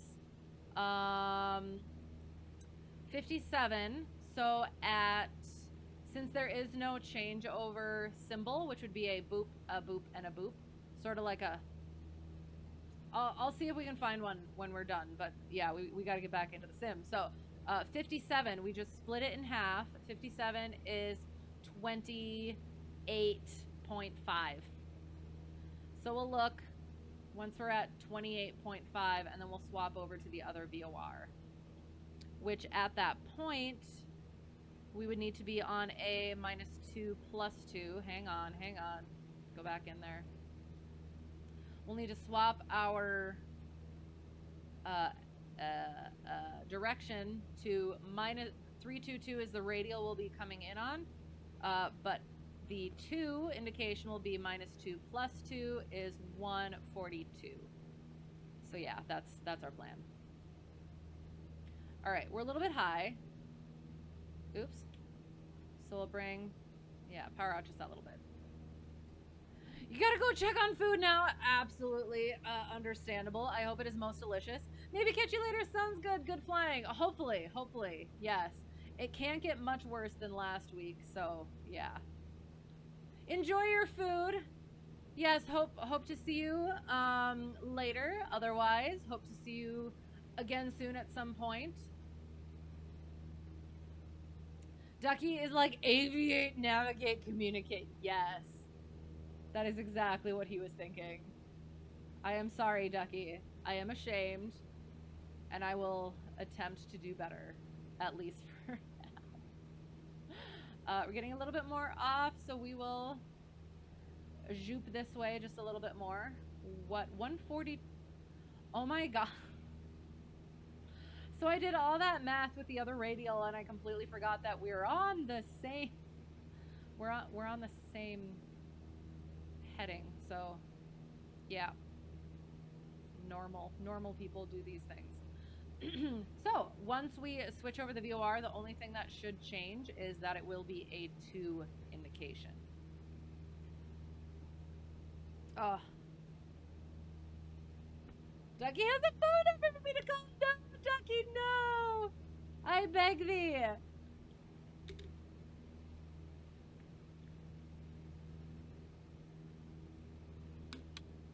Ugh.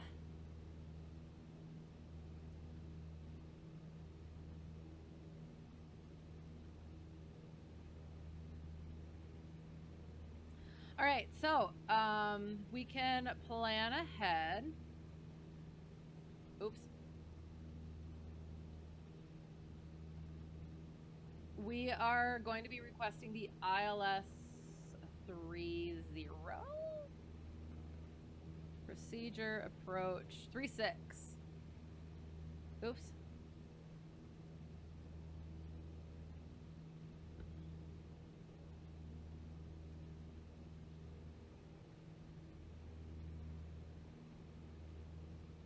So yes, we will be requesting the ILS 36 approach. We will get the weather as we get closer. And then yeah, we'll brief the approach as we get a little bit closer as well. We already did it earlier, but it's always good to do it again. Make sure we're remembering things.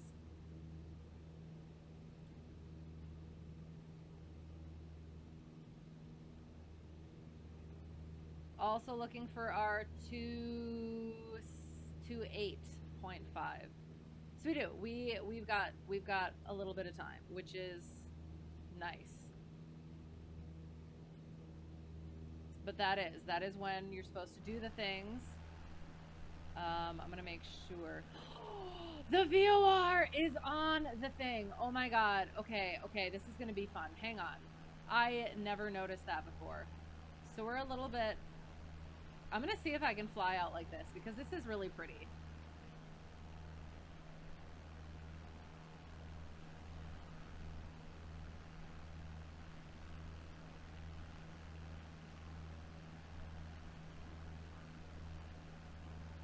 So we're gonna turn just like a little bit.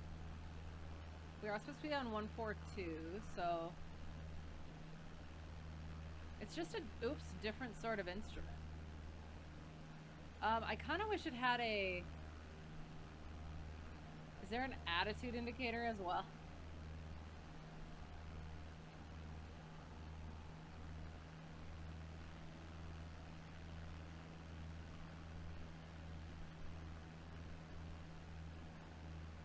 Oops, getting a little bit...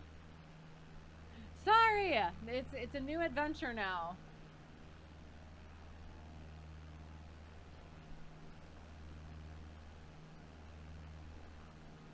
There, maybe that'll help a little bit.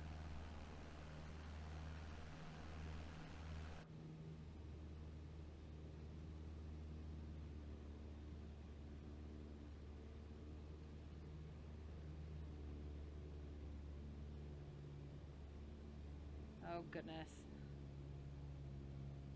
Do not do this to me again. Oil pressure, oil temperature is good. We got our carb heat in.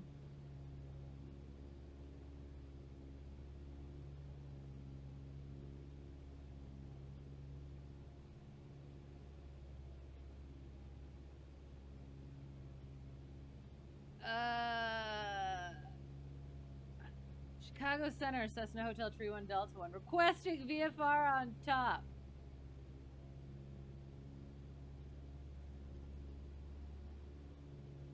Oh, you know what?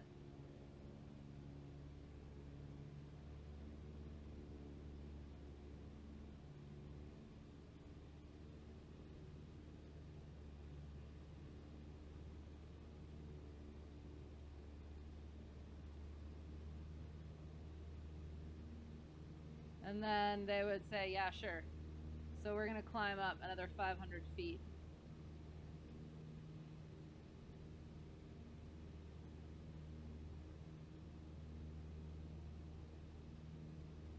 Just to get ourselves a little bit more out of the moisture. But also so that we don't have to go all the way to 9,000.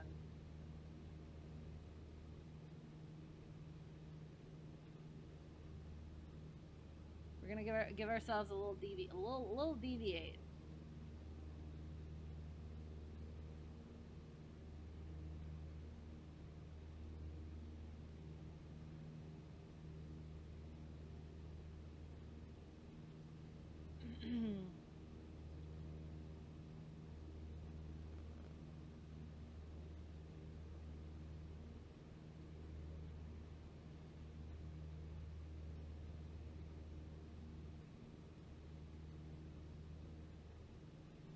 So yeah, the VFR on top stuff I only am familiar with from like the writtens. So yeah, that's what I've been doing recently, is studying for my double I written. And so much of it is just IFR stuff, normal IFR stuff. So that was nice to basically just be reviewing it. And basically, the questions about VFR on top end up being, are you under VFR then, visual flight rules, or instrument flight rules? And it's like, oh, well, both. So yeah, I've never actually had to do it in real life though, not yet.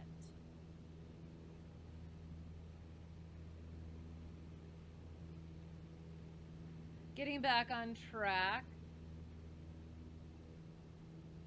Yeah, I did. I just wanted to like deviate around that big one just because of whatever was going on with our engine. I don't want anything to go wrong. So I do. I think once we get back into VATSIM, we're just gonna do nighttime in visual conditions. That way we get a little bit of that instrument experience, but we're not getting all iced up. I mean, I could turn off the icing stuff, but I don't know that it's not as realistic, right?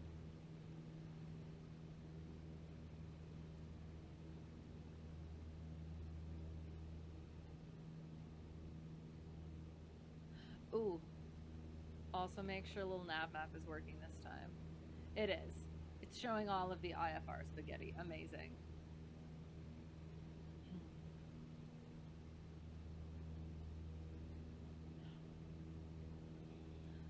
These look like stingrays right here. Or a turtle! It looks like Crush! And then there's the little one. Oh god, Squirt! Yeah. Excellent. It's your favorite. No. Hello, how is it going? It is. It's weird because I can't. Like, I mean, I am, but like not here. So like, it's so confusing. Oh, also, pre-session. Dude, what? Sorry, that seemed a little aggressive. Oh, swing over and tell them dude for us. Dude, I can't. We're on an IFR flight plan. Kind of, not really.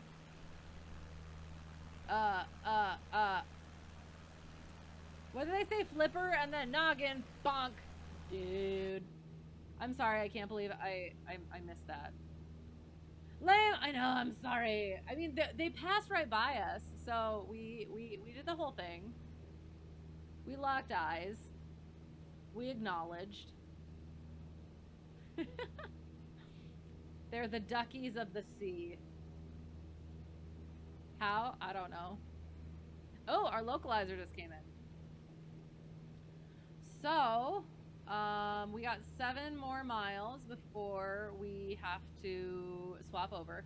Oh, that definitely looks like Mr. Ray with his eyes and then his triangularness. That's a word.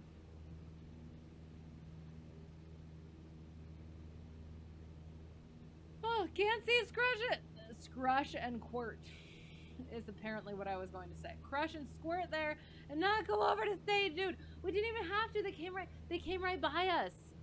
They came right by us. We did. We acknowledged. We did the thing.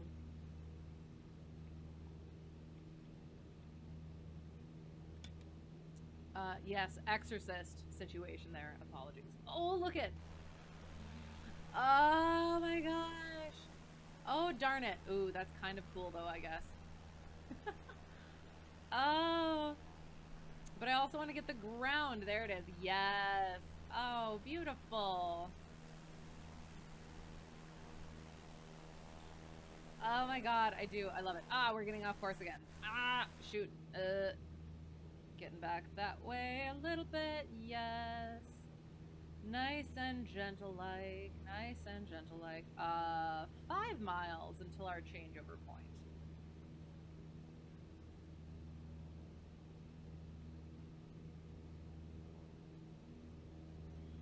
Alright, now that you have sufficiently caused a ruckus.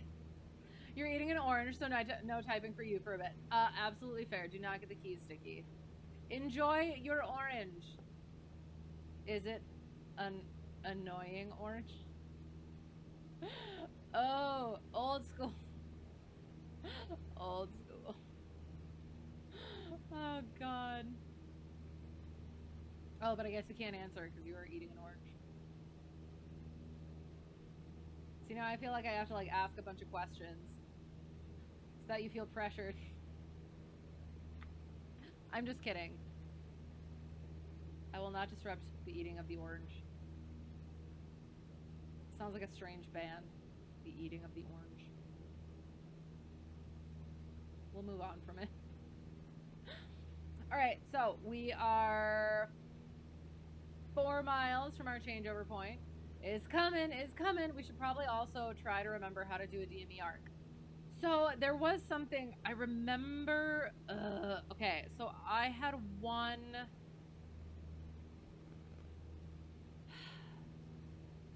Using the. Yeah. Okay. So I learned on one hand to use the from radials because then it just ticks you down, right? But then I can't remember which of my instructors was like, no, don't do that because then you don't end up on your 2 radial, right? So we're gonna try to do the 2 radials and just see how that works. So our radial is going to be 127 for that thing.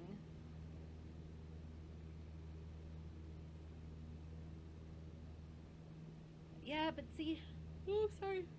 Ah.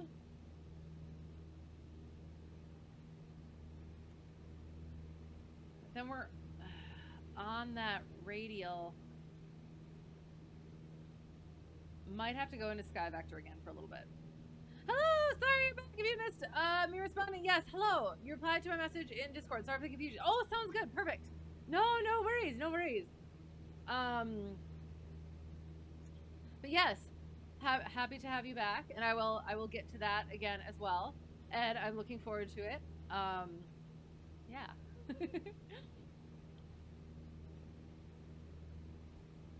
I do. I kind of want to. We're gonna do our changeover in a little bit. So once we do our changeover, and we're solid on course there, we're gonna pop out and look at the DME arc. And yeah, we'll figure out the things.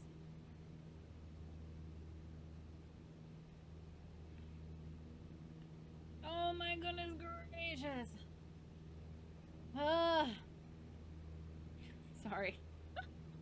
I'm sure that was charming.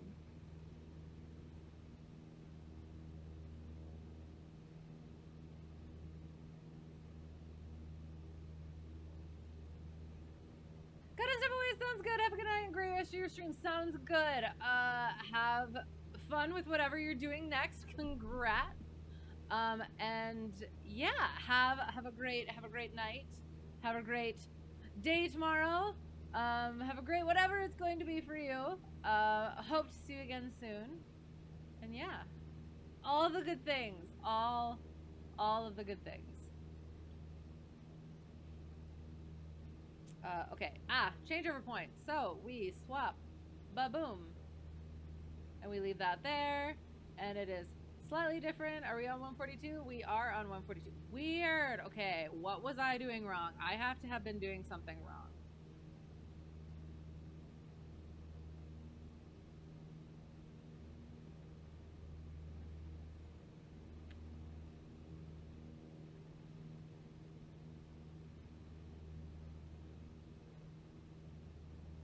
are counting down. Okay, so we're going to, it's a terrible idea, but we're going to pop out here. Our weather has popped up, so we will check that as well.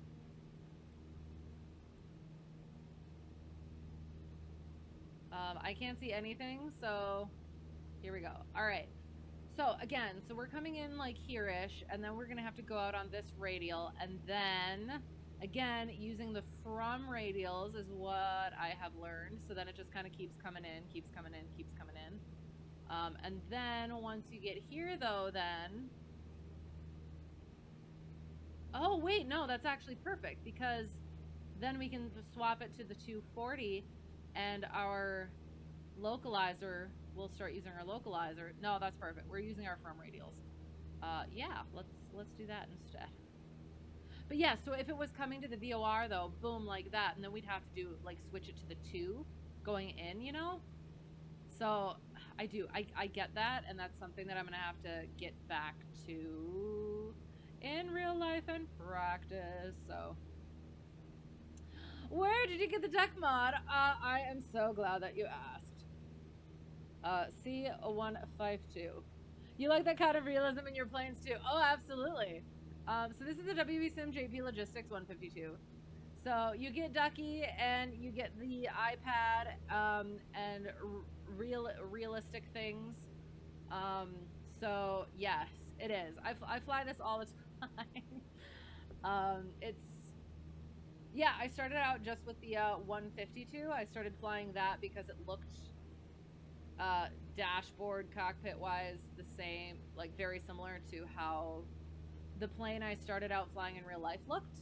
I started in a 172, so 152, so different, but it looked the same. So I was flying the standard model for a while, and then I was brought to the attention of this one. I'm not sure quite by who, but yes, it is. It could have been Wambi, it could have been somebody else, but yes, I am. I love it. Makes me very happy.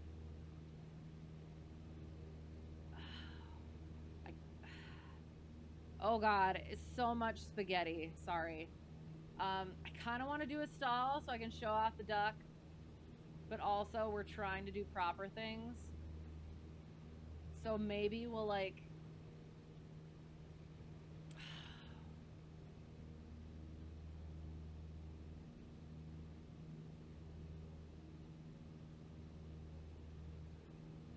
oh no, what have I done? No, stop. I hate it when I do that. I hate it when I hate it when I do that. Control the space.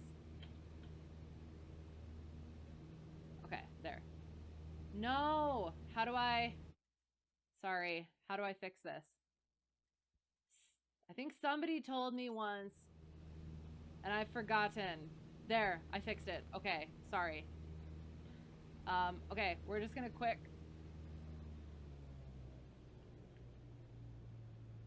show off Ducky, and then we'll get back to normal things. There, look, he's our stall horn!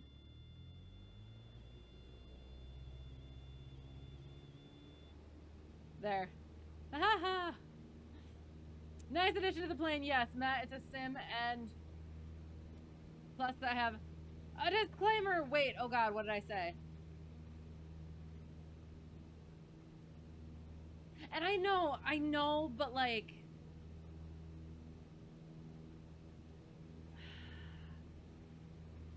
It still makes things difficult because, you know, even if you have those things, people are going to take things anyway. So, yeah. I don't know. I hope not, just because, like, I'm definitely not in... Alright, hang on, I gotta redo this. I'm not in professional mode in the sim, so I'm testing things myself, doing things I wouldn't do in the sim, and I just don't want that to be the impression of how to behave in real life. So yeah, that's just the thing. Hit F on the keyboard. Is that what I do next time? I will attempt to remember that. Thank you.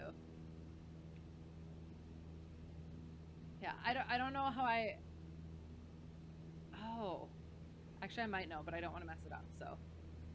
But yes, that was Ducky. Our stall horn. Our hula girl. All around party animal. We're coming up from our altitude. Don't want to do that.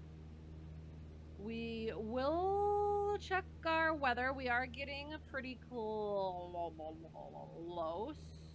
Kind of. We have to go out a bit yet. So maybe once we get to 15 miles from the VOR, then we will... Oh, but then we still have to... No, they would probably ask nowish. So let's check our weather. Hello, hello. How are you? Good to see you.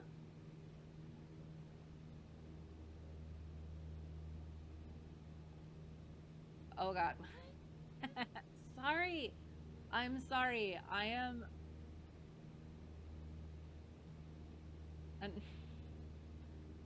a normal, well-adjusted person older than 12 years old. I'm sorry, it's funny. What am I looking for? We're looking for Burlington. Where is Burlington? Oh, that was frightening.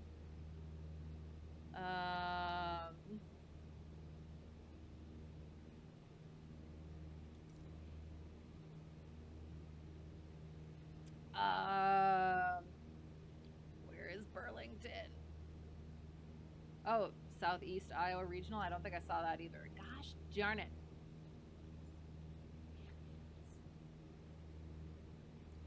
I am normal.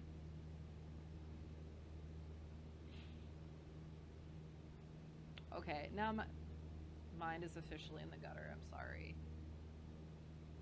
Okay. It's all Pegtown's fault. I guess we're just gonna look at it on here, because I like having you guys see it, though. Weather currently is getting back on Cure. METAR, KBRL, Kilo, Bravo, Romeo, Lima, Burlington. The 27th at 0453 Zulu, 30 minutes ago, automated, 300, 11 gusting 20 knots, 10 statute miles, overcast at 3,000, nice, minus 1 degree Celsius, minus 5 for our dew point. Oops, getting a little bit far there. Altimeter 299.3, remarks AO2 differentiates precipitation, sea level pressure 1013.9er, temperature minus 0.6, minus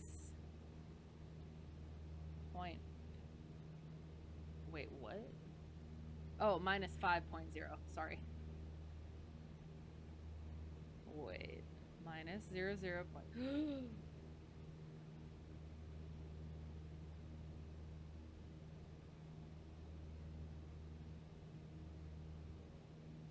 Okay, hang on. I think this METAR is wrong.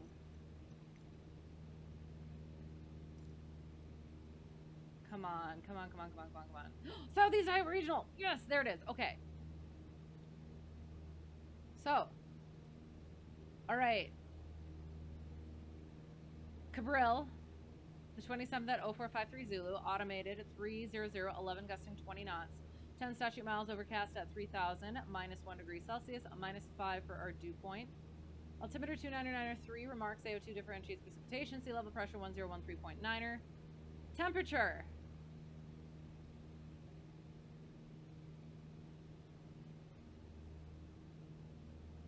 Okay, it is not wrong. Okay, that threw me off. So the 0.6, and then it is 5. 0.6 rounds up to 1, and then 5.0 is the minus 5. Okay, okay. I I didn't think that it would be wrong. I've seen some messed up METARs, but I didn't think it would be that, be like that. So, all right, sorry, threw me off a little bit. So they would call and ask us and be like, yo, let us know when you have the weather and what approach request you would like. And then we would say,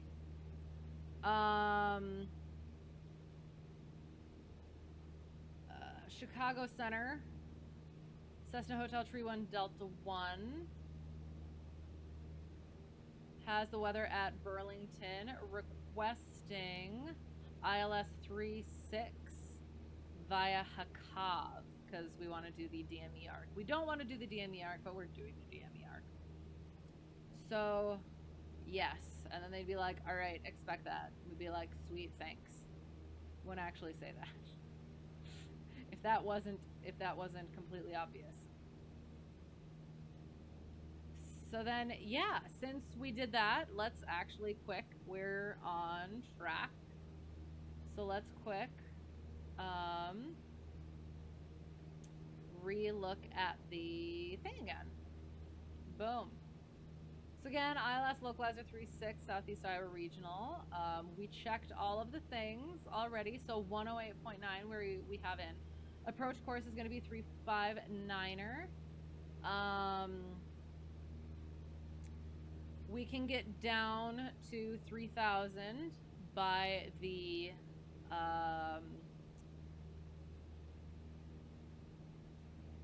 arc. So we could probably descend as we are coming down radial 127. Then we'll turn onto the arc. So it'll be a 90-degree turn. 90-degree turn. And then we will turn our OBS 10 degrees. So it'll end up being 137. And then that'll come in and we'll turn it. So it's a turn 10, twist 10.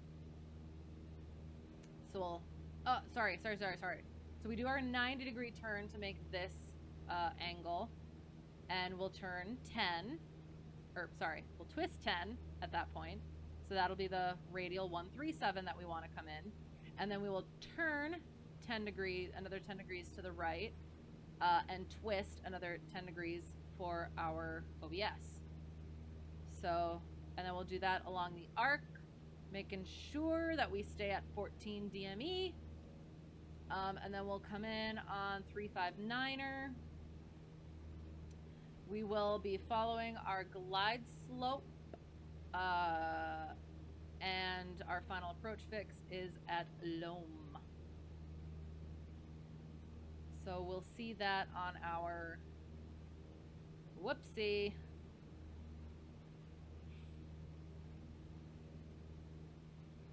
Get that nose over.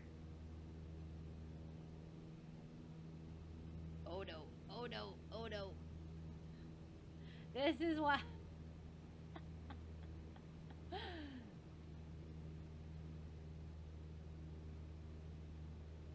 This is why you only look down for a little bit at a time.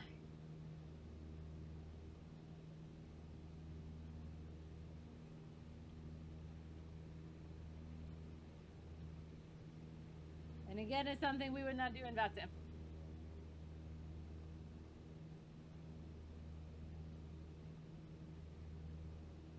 Don't mind us. Don't mind us. Okay, orange devoured. Nice, nice. Was it delicious? How do you eat your oranges? Do you eat them in wedges? Do you peel the entire skin off? And then eat them in the little pieces?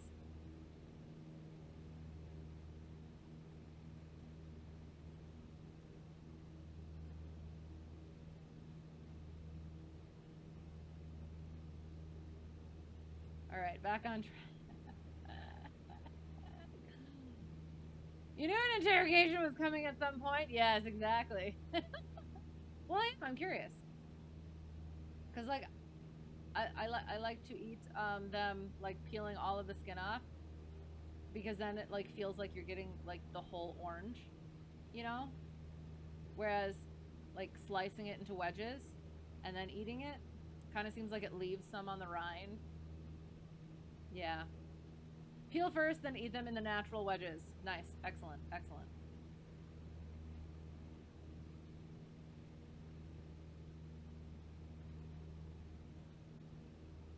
Ooh. Okay. Grapefruits. Do you eat grapefruits? I love me some grapefruit. You know how you have, like, you can spoon it out once you slice it in half? I still feel like that doesn't leave, or that leaves some of it in there, right? So yeah, so I like to peel those entirely and eat them in the little wedges as well. Yeah! Yes, excellent, nice.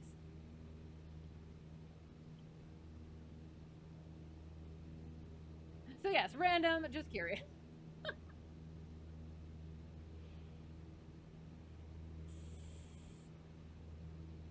6.5 from our VOR, and then we have to go out on the 127 radial. We are back on course.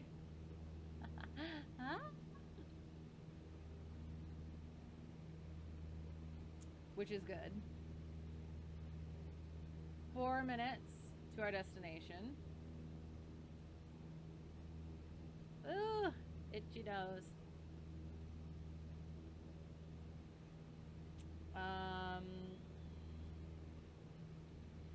And I feel like they'll probably be like clear us. Okay, so at some point they might actually. So I think they would say descend or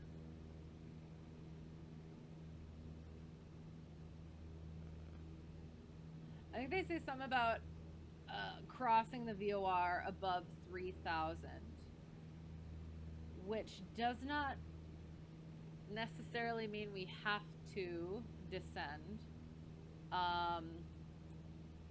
And because we don't necessarily want to be down there that long, so weather again is overcast at 3,000. Elevation, well, we would be broken out of the clouds then technically. We don't want to be in the soup too long. If we can help it. Oh, sorry.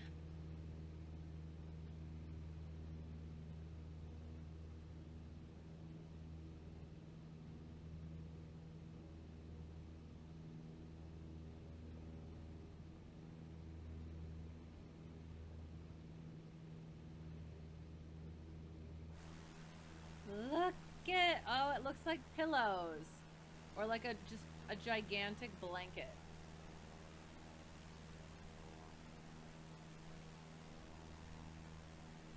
So pretty. I do. I want to start flying IFR. I've never actually flown IFR by myself. Yeah. Oh, for the love of...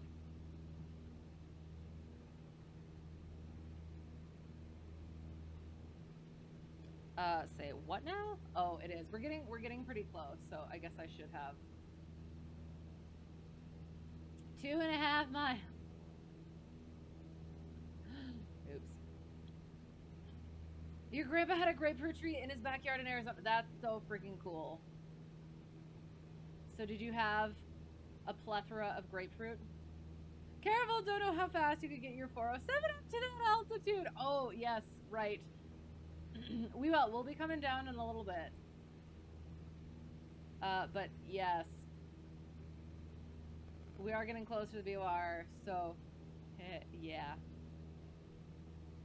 Need to be a little bit more careful with how far we're getting up, of course. Intercept! Intercept!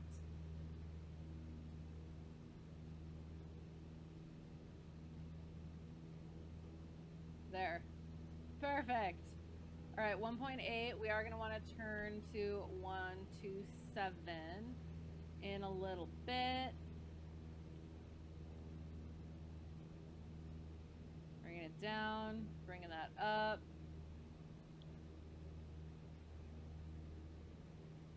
Get to 1.3. We're not going to chase it because we're getting close, but we do want to make sure that we're on a decent enough heading for it. Oops, that's the incorrect knob. Here we go. 127. We'll go to.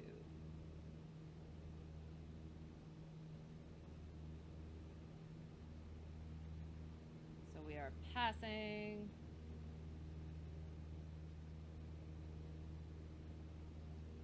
There it is. Get ourselves turned to 127.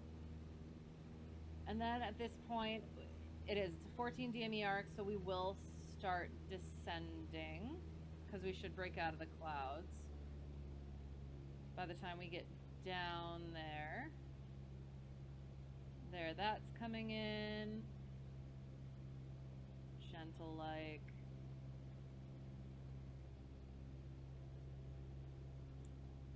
And we will bring our mixture in.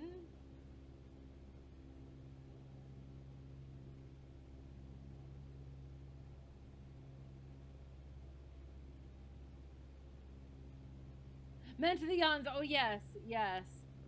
Caffeine delivery will be a bit more difficult. Well, we're getting down to 3,000 now.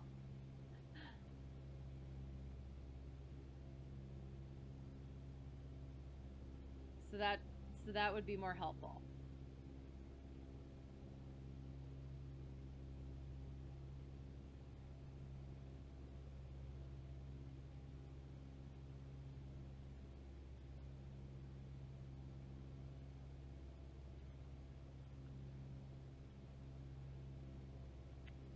There we go.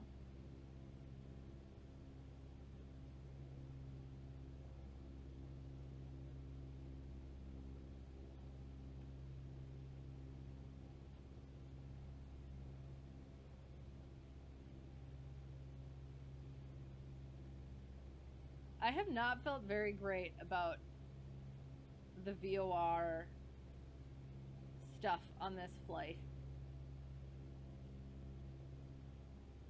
Oh, here we go. Here we go. Into the soup.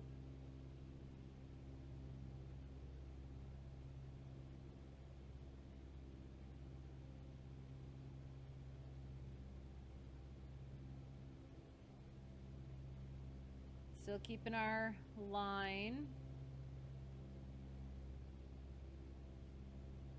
Okay, so we were at 7,500. We have to get down to 3,000.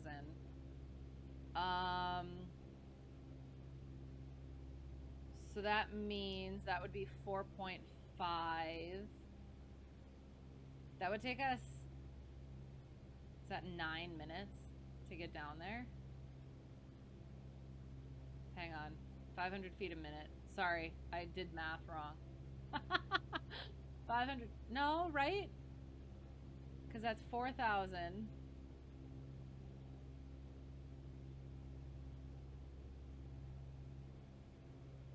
Oh God, am I doing? It is. Every time I'm trying to do simple freaking math while I'm in the cockpit. It's like, no.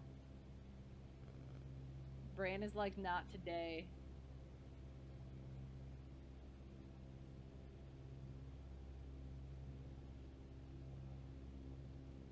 Or 3 and 4 is 4,000. There's 2 500s in there. In each of those. So yeah, that's 8.5. 8.5. There. That's what I meant. 8.5. Adjusting a little bit. Taking a little less of a wind correction angle. At least I'm thinking that's what it is.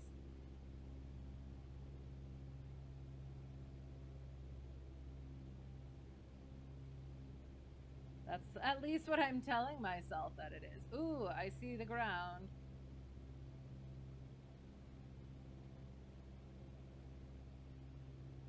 Here comes the ground. do do do do.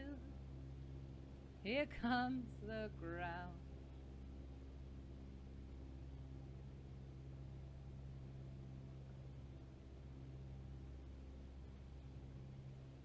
I was gonna say, since we were seeing some icing on our window, we can probably throw that in a little bit.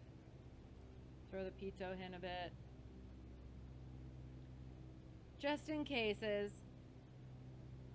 Plus that brings our descent down a little bit more, which is nice.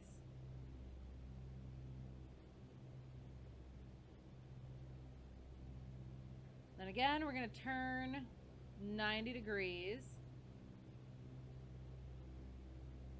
So from our 127 or whatever our actual heading is, we'll turn 90 degrees. Very nice. Coming up on 1,000 feet.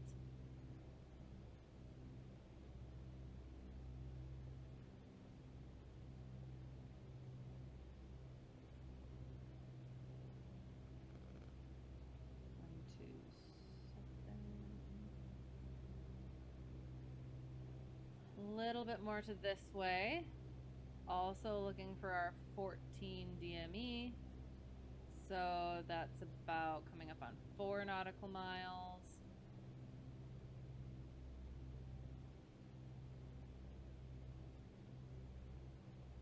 Once we get leveled off, we'll oh, look at gross. Don't like it. Look at me being such a no, teaching us the importance of safety. Yes. That has nothing to do with CFIing. That has everything to do with general caring. Yes. That. You don't have to be an instructor to emphasize safety.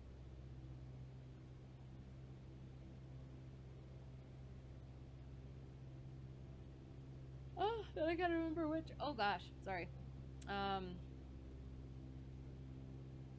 we're gonna bring that out. And then we will increase as we're coming up on it. 11.4, we're 3 miles out.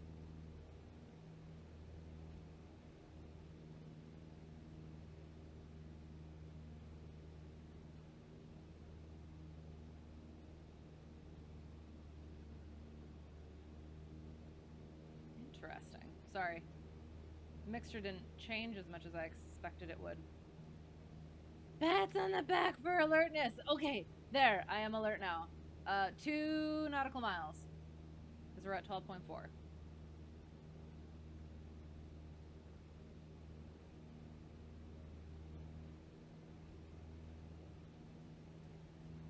So 90 degrees. Oh, that's going to be weird. Because...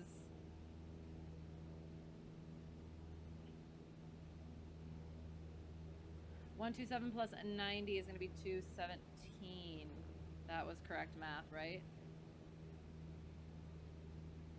Nope, we want to be at 3,000. So bringing that down again.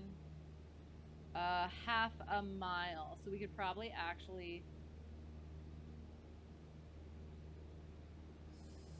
start our turn. Standard rate to put 127 or a little bit after that on our left wing.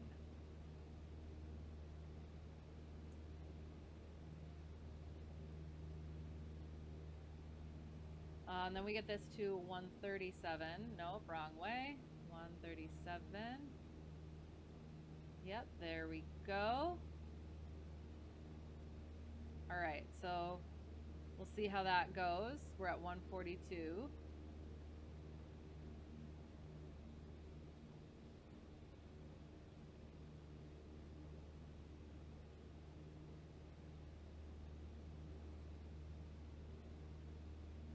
Let that needle come in. So we're at about, oh gosh,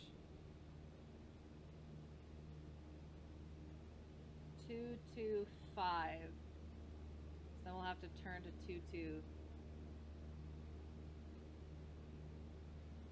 Yeah. 2, 3, 5. Here comes our radial here. We're getting a little bit out, so I think we'll turn a little bit more. So 225 to 235 to 240.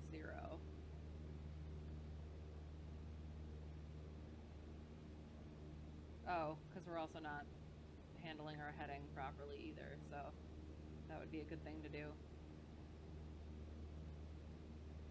225.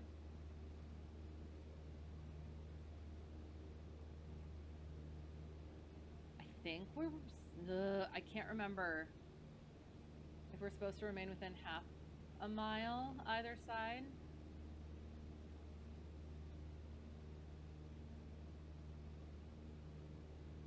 So now we'll twist 10, so 147.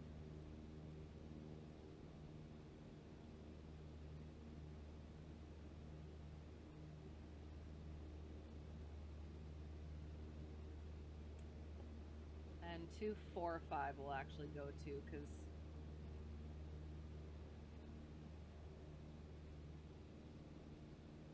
we were inching past that 14.5.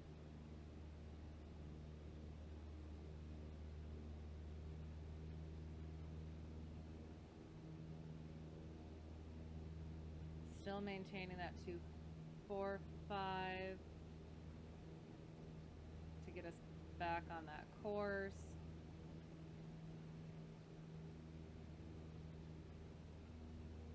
What is on the menu, DME Arcs? It is, yes. It has been a while, but we're making it work, kind of. How are you? Good to see you.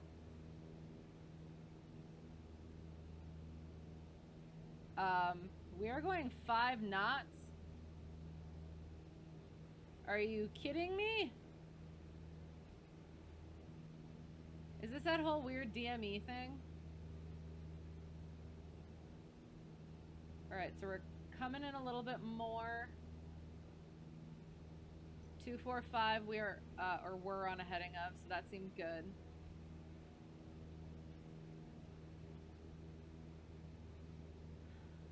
So yeah, so we'll keep to that 245 for now, if I can keep the freaking heading.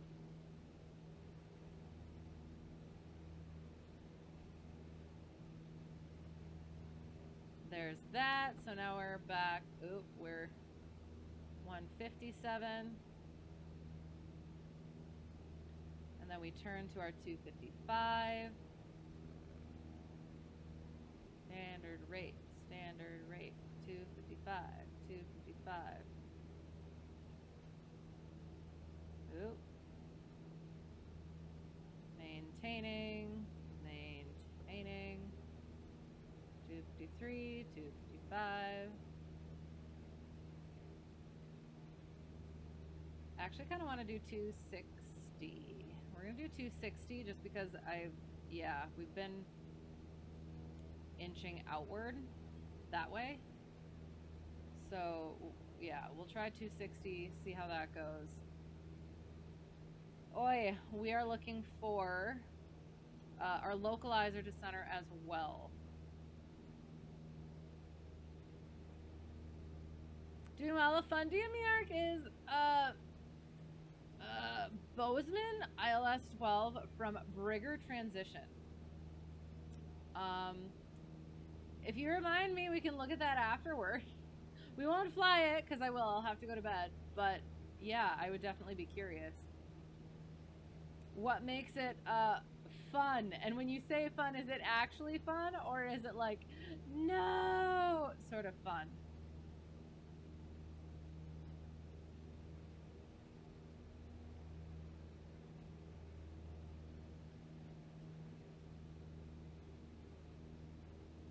Uh, 167.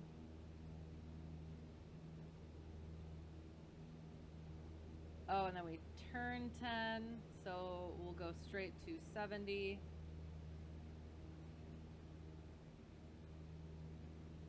Oh, that's a little bit far. Yep, definitely a little bit far. We are getting back to our 14 DME, but we don't want to go too far.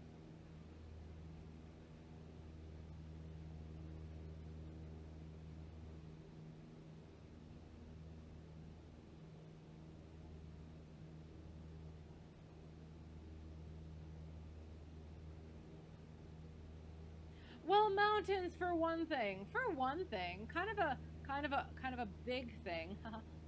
In more ways than one. Mountains are big. Sorry. Okay, I am curious.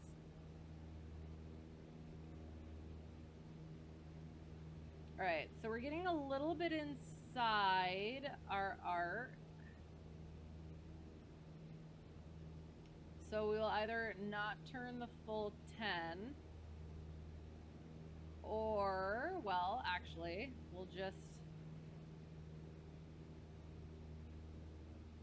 because we will start going out that way, so we will just, we'll just maintain. We'll just maintain what we're doing. So, oh, our localizer is coming in, so we'll be watching that center. So our next turn 10 twist 10 we'll do 275.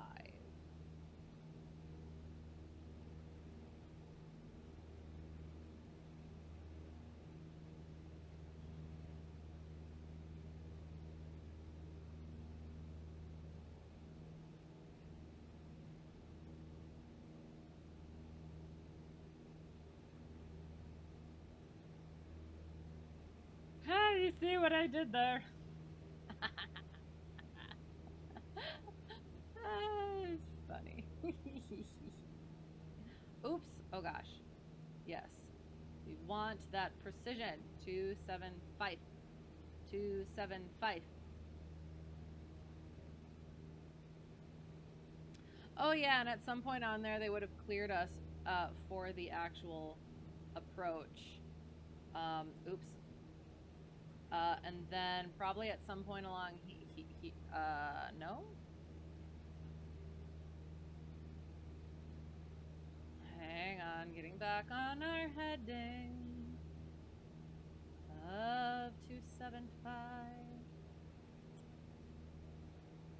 There.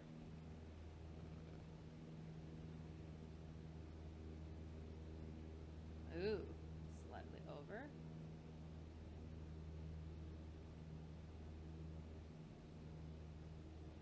I think we'll just get back on west then, since we were a little bit precessed.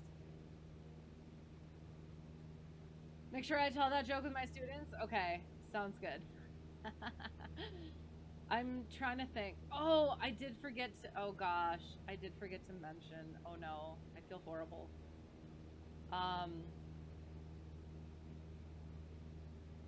I don't even want to say it. I accidentally let slip a naughty word after first lesson. Oh gosh, sorry. Hang on. 187. Then we turn 10, so we'll go 280. Because we were getting the plane all tucked in and ready for, yeah, to be done with. And I whacked my head on the short wings, and yes, it came out. And of course, I was like, right away, I was like, oh, sorry. And then I realized it was a lesson. And I was like, oh my God, I'm so sorry. And he starts laughing, and he's like, yeah, good to get the first one out of the way. I was like, yes, that's how it happened with me and my instructor. So yeah. Reminded me of the professor in Flubber flying along in his Model T singing. Oh my gosh, I haven't seen that in forever. That was so good. Yes, I like that. I appreciate that connection.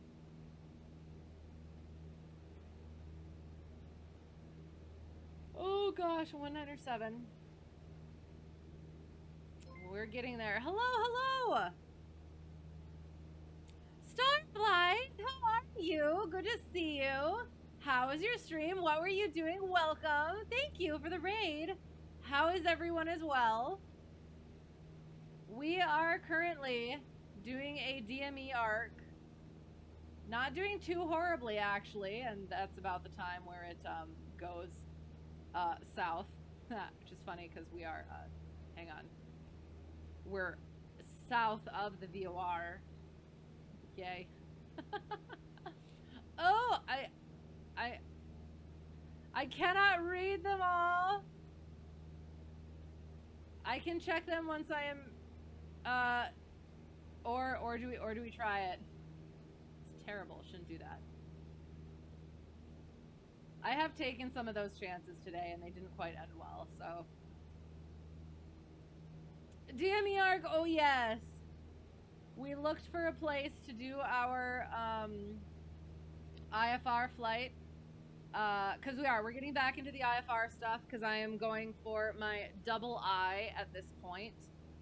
And yes, so we're starting to do our IFR flights, planning IFR flights, and we found where we were going and realized that one of them had a DME arc. So we're like, oh, guess we kind of have to do that now, don't we? And yes, we did. It's, again, I expected it to go slightly more horribly. But it has. It's been okay. We're a little bit over. It's a 14 DME arc. So we're a little bit over right now. So here we go. Turn 10, twist 10. Going to 207. And then we will turn. Going to 290. Maybe a little bit more. Oh gosh. Hang on. Not that much more. To get back to our 14.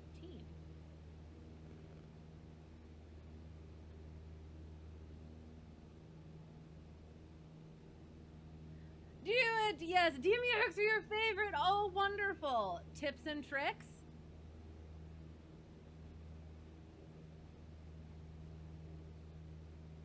I had a thing I was saying earlier that I learned to do it using the from radials. So we're doing a DME arc into a localizer. So we end up capturing the localizer rather than going inbound to the VOR for the rest of the approach. Let me just make sure we're doing what we need to do here. But, so for the VOR though, if you're doing the from radials and then going inbound on the VOR, then you got to turn the thing all the way around, which is something that one of my instructors mentioned to me. I can't remember which one. But I mean, I kind of like having the from radials, at least for the arc. I'm not sure though. Just be careful about that flubber thing if that's the case. Next up is dodging missiles.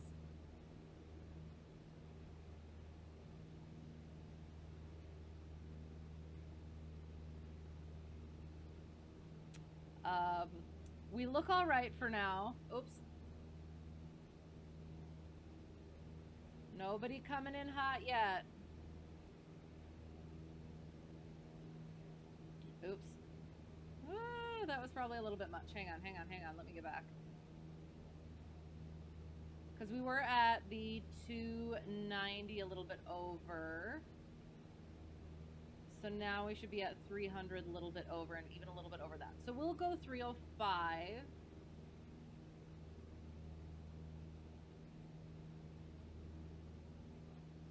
To kind of scooch ourselves in just that little bit more. Oh, our localizer is coming in, so we are going to have to capture that, and we're going to be going in on the 359er. It's coming in, so we're off. We're off to the localizerness. Capture. Keep ourselves coming in though. Maintaining that 3,000 as we're coming in. capture that glide slope and we'll ride it down.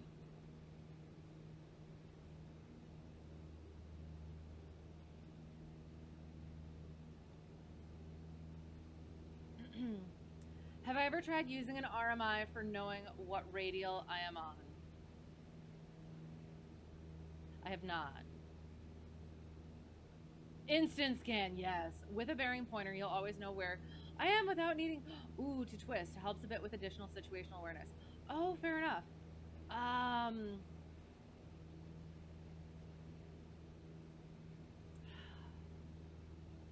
I'll have to keep that in mind. Okay. I'll admit, I don't use a whole lot of different instruments. So RMI, that's like the whole one, right? Where everything is in the one thing, the one instrument. Do you think just something to think about? No, absolutely, I appreciate it. But so yeah, so like that's the thing, right? Hang on. Are we on the localizer? Yes, yes we are. Wind correction, wind correction. Yes, RMI is inside the HSI. Right, like on a G1000. Okay, okay, sounds good. I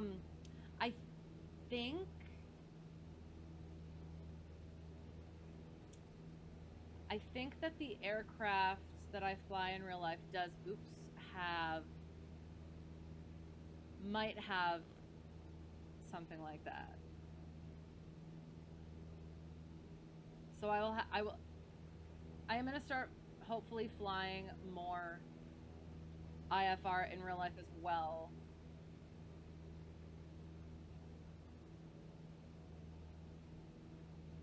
Oh, fruit cake and muffins. Oh gosh, hang on. 108.9, hang on. I knew I was missing something. Actually, I technically don't need the DME, do I? From the localizer. Does the localizer have DME?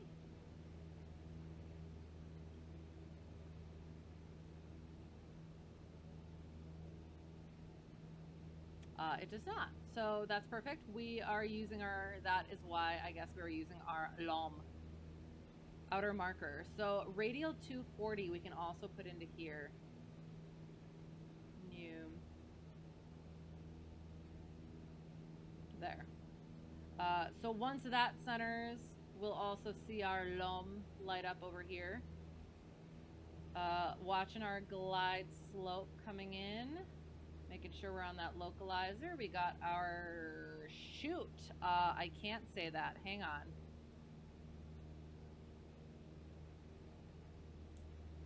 on. We are 10 miles out. Burlington traffic. Cessna Hotel Tree 1 Delta 1. 10-mile final on the ILS 36. Burlington.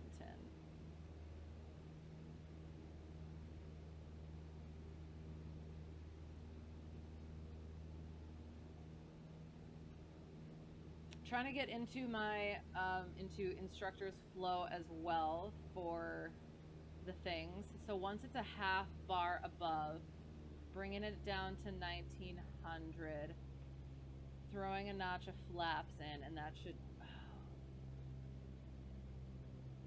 bump it.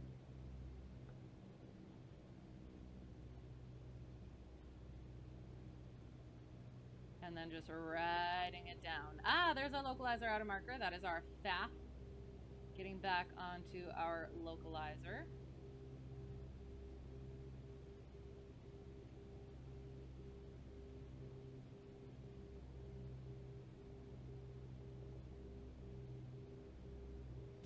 Looking for 894, so 900.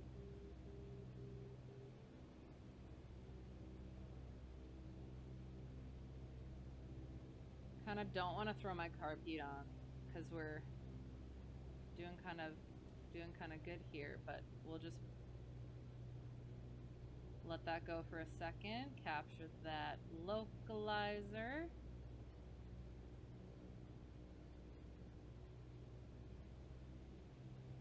Get a little bump of power in there to maintain our glide slope. We're pitching for airspeed, powering for altitude. Gentle corrections, bringing it back a little bit since we got our glide slope now. Hopefully that'll capture and keep it. Don't want to wiggle ourselves. Whoop, not looking, not looking. Get a little bump of power in there for that glide slope. Not fixating on anything. Intercept angle for our localizer. Time, gear, tower, power, lights, lights, lights. So then we could do our quickie thing. 1, 2, 3, 4, 5 for our pilot controlled lighting. 9 miles out. 5 miles. We have quite the crab. We're getting a little bit above our glide slope. We'll bring power out just a smidgen there then. Take a little bit more of an intercept angle for our localizer.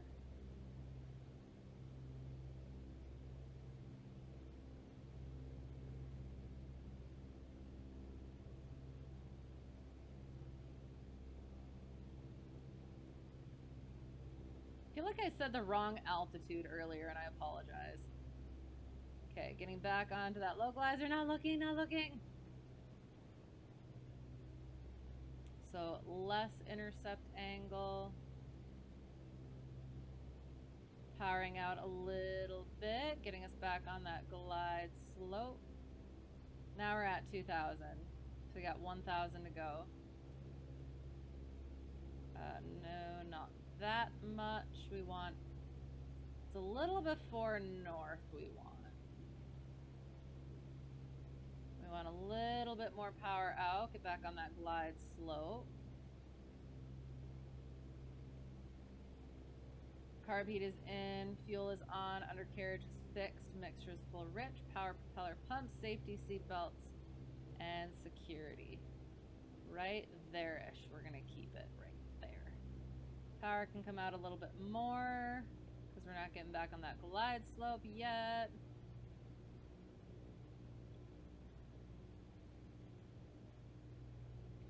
All right, now it's coming in, so we're just gonna eke the power back in so we don't blast past it. Keep that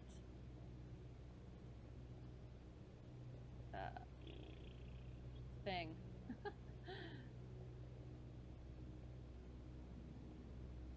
Heading, that's a word.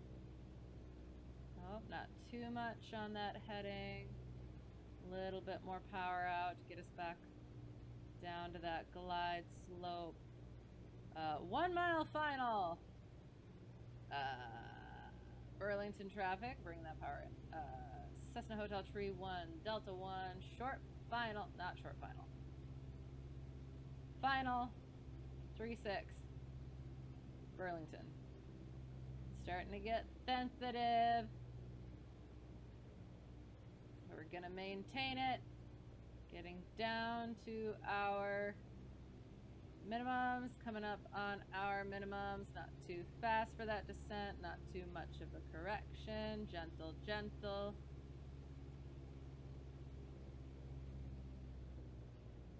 And minimums, look, yay! Almost minimums, but we're a little bit above, so we're just gonna keep riding it down. Little bit fast of a descent, so we're gonna increase our power. All right, I'm trying not to freaking lean the way I always do from this seat.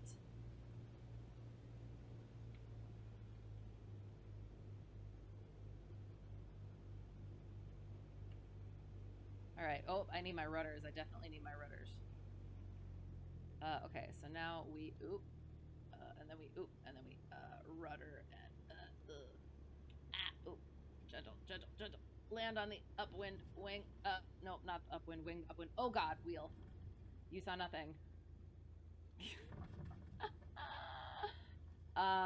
This is why we do this in the sim. Those lights were broken when I got here.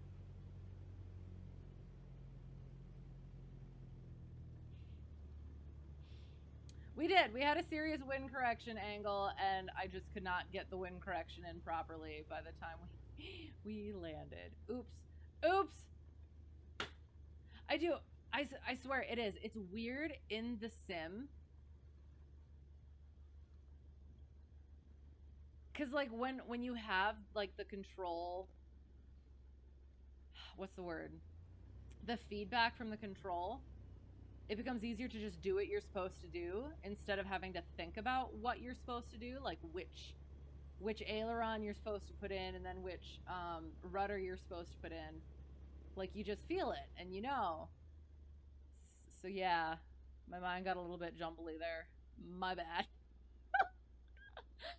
Okay, so flaps go up. Check our checklist. Landing light off. Trim for takeoff. Carb heat out. Mixture, we will lean. Get our airport diagram. We're gonna go straight ahead. And yeah, go park, I guess. And then I will get back to chat as we're doing that taxiing thing. I am sorry. And then RMI is the most underrated dial on the panel. Okay. I will. I'll have to look. Then again, when you learned instruments, see, this. I'll wait with the chat. It'll just be a second here. Hang on. I mean, we already landed in the grass, so might as well do some taxiing in the grass. And again, this is why I fly better, I taxi better, I land better in an actual plane. Just so that is absolutely clear. I act better in an actual plane. Okay. We'll just, do you mind? You're lucky. Okay. So a quick park.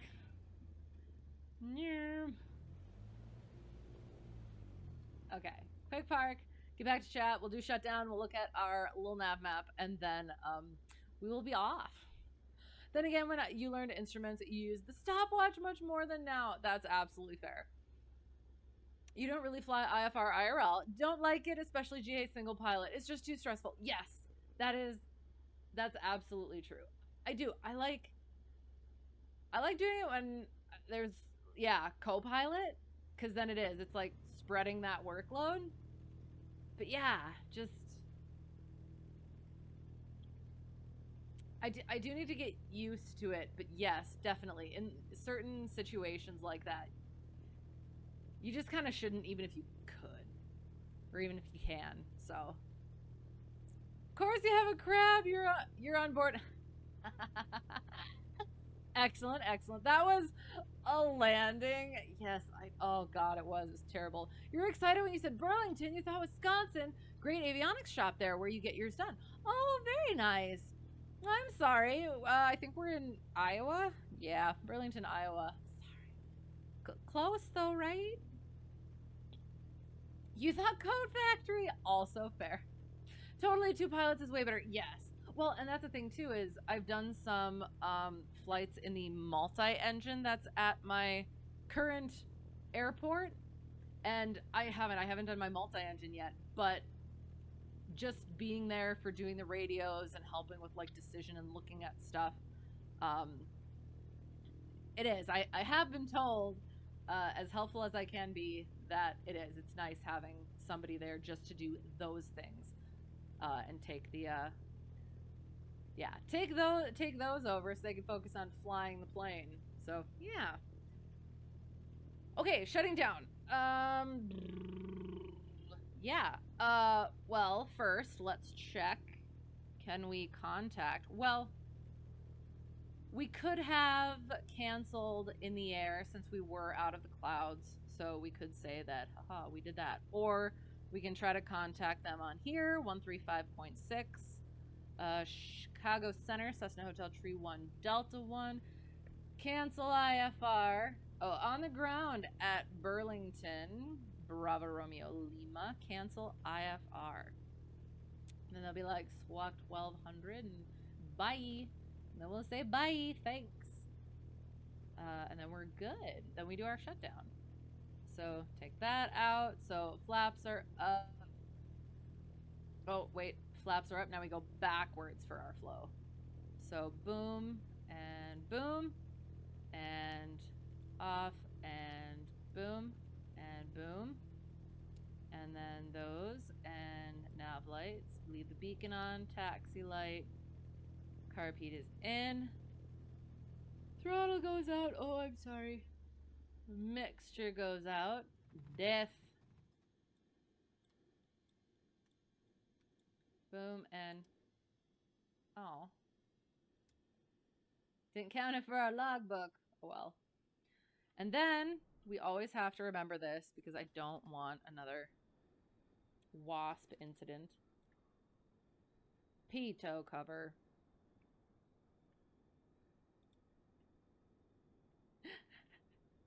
I never noticed that, oh, shoot, I'm going the wrong way. That this light kind of looks like teeth.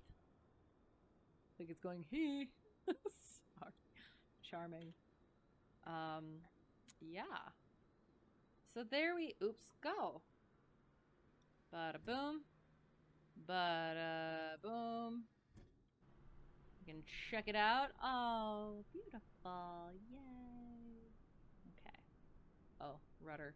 Always leaning on my rudders. Excellent. Okay. Yay.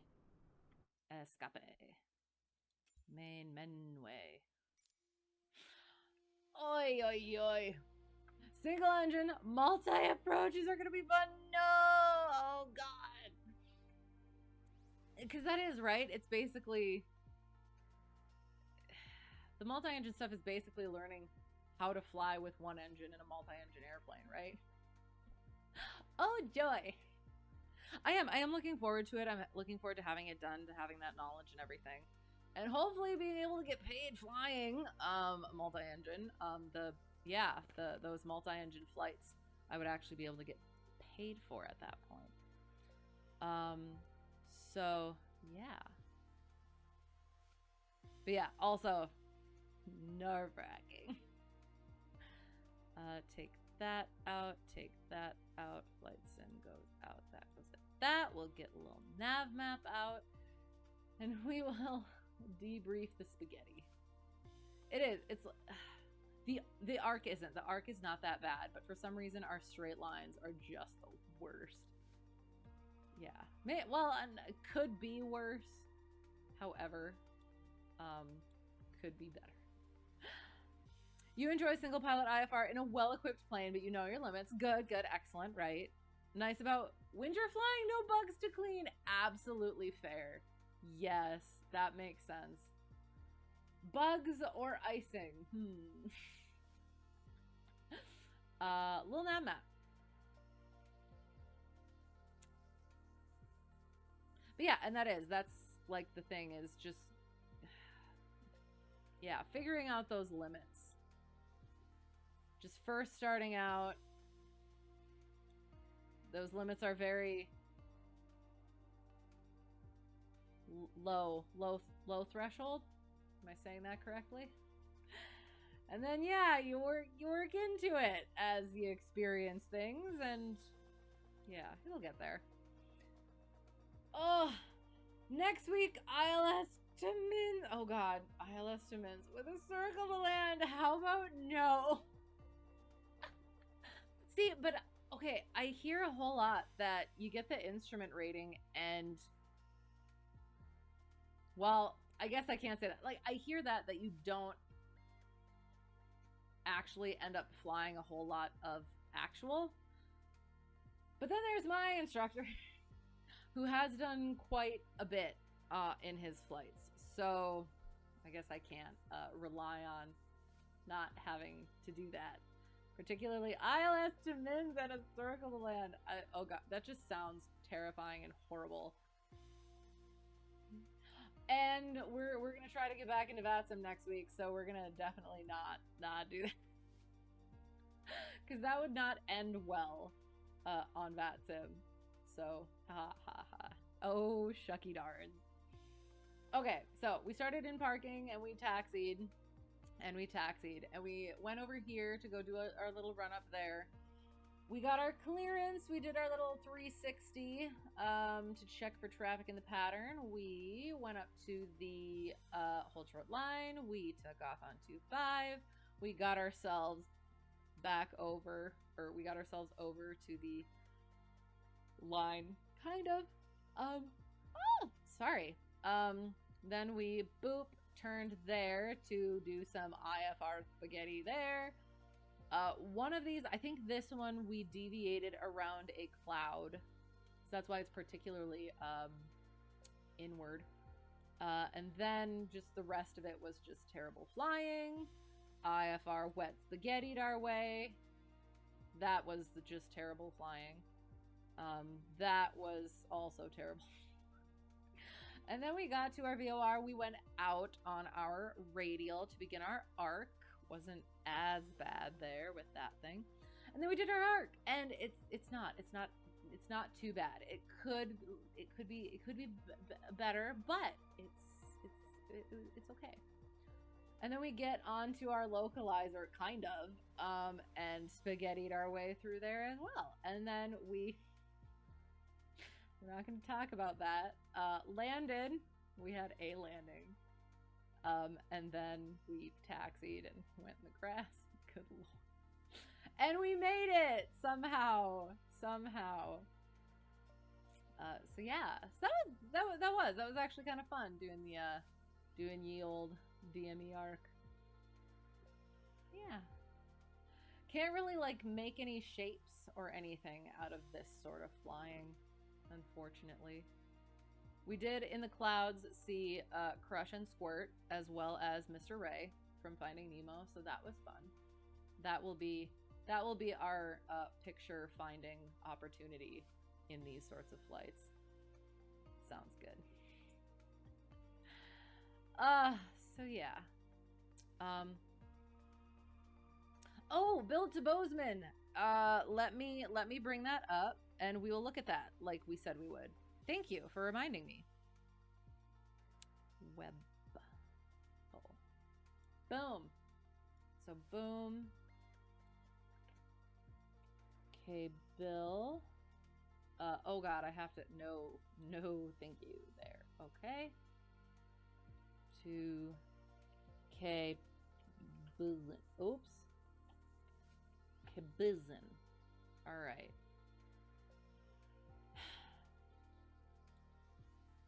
So it would go boom to the VOR. Oh, good lord, it's 110 miles. See, we can't do that. We usually do about 50 miles. That's about as much as, yeah, about as much that can be handled. But we're going to Bozeman. So we're opening that up. Which approach am I looking for?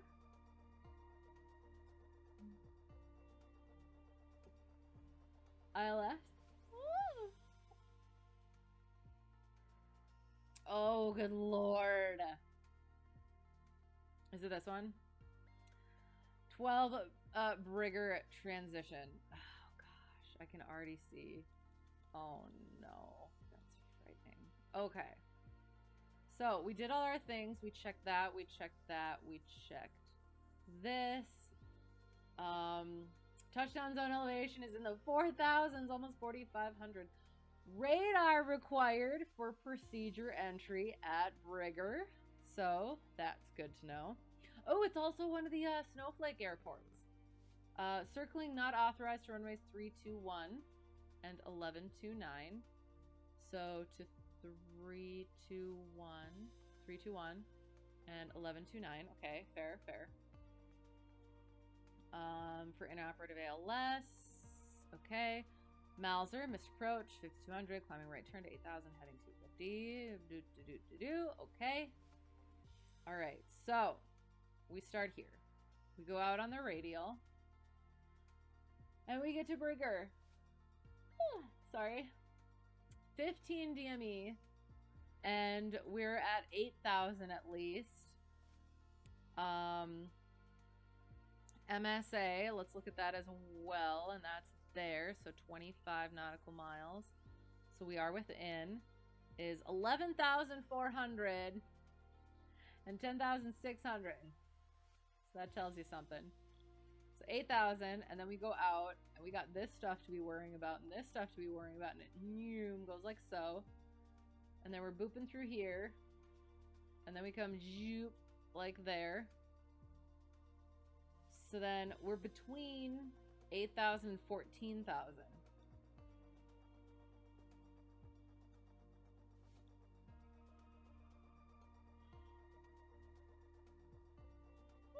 Sorry.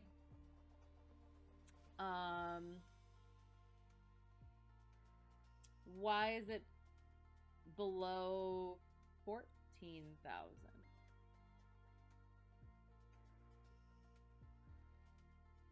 Oh, because is that the a coverage thing? Coming over the mountains to east. Oh my gosh. Okay, so like coming over it from here. Oh, that's frightening. Makes it fun, you say. You get this approach all the time, flying the KA from DPA. Oh my gosh.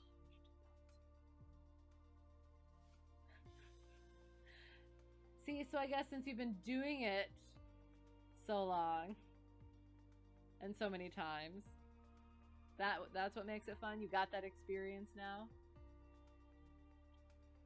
It's old hat at this point. So we bop in through here. We got our lead radial 289 to start. Oh my god. Oh, words. Sorry, I can't say because I'm a lady. Because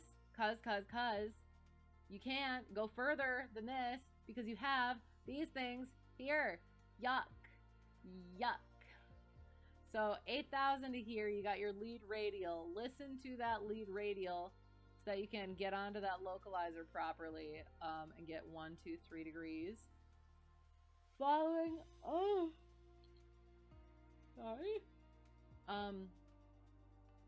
at Thalia. So at that point, can start descending or just intercept the localizer.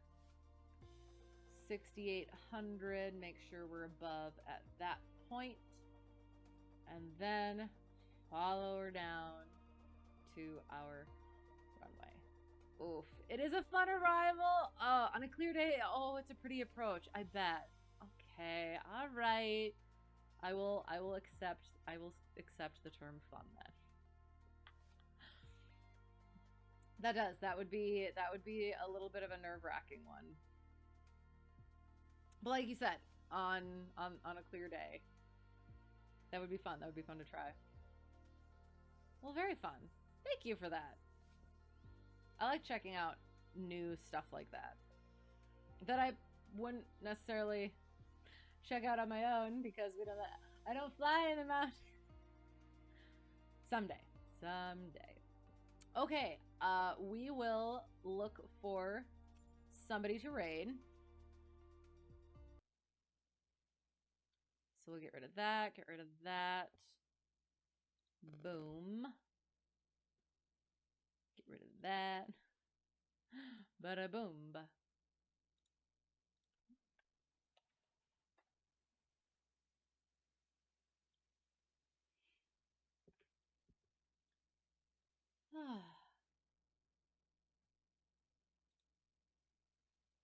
So yeah, that was we're getting back into our IFR stuff for my own proficiency as well as for getting back in or getting into my double I training. That has hardly started.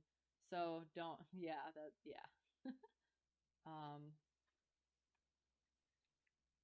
So I have little to no ability when it comes to that at the moment. Okay.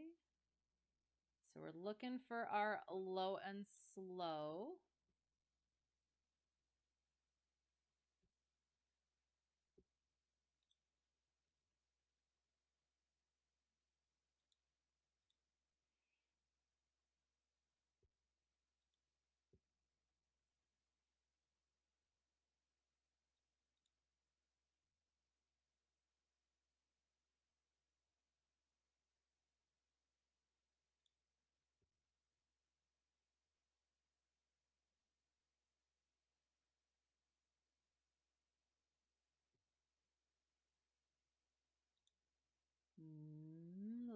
Looking.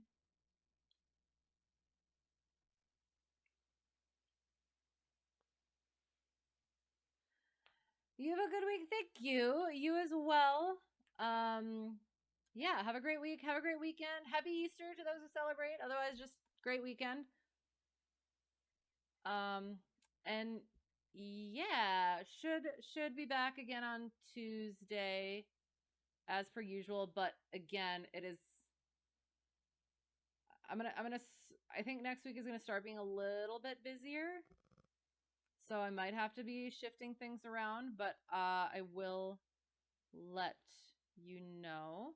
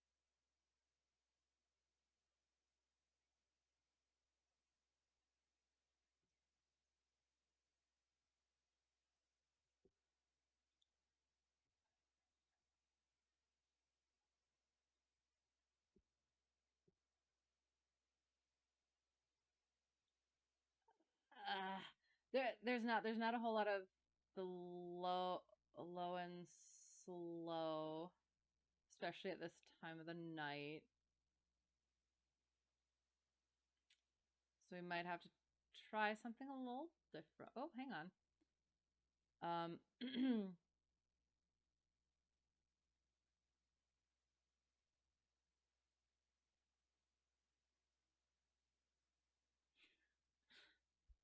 Actually, this one can be fun.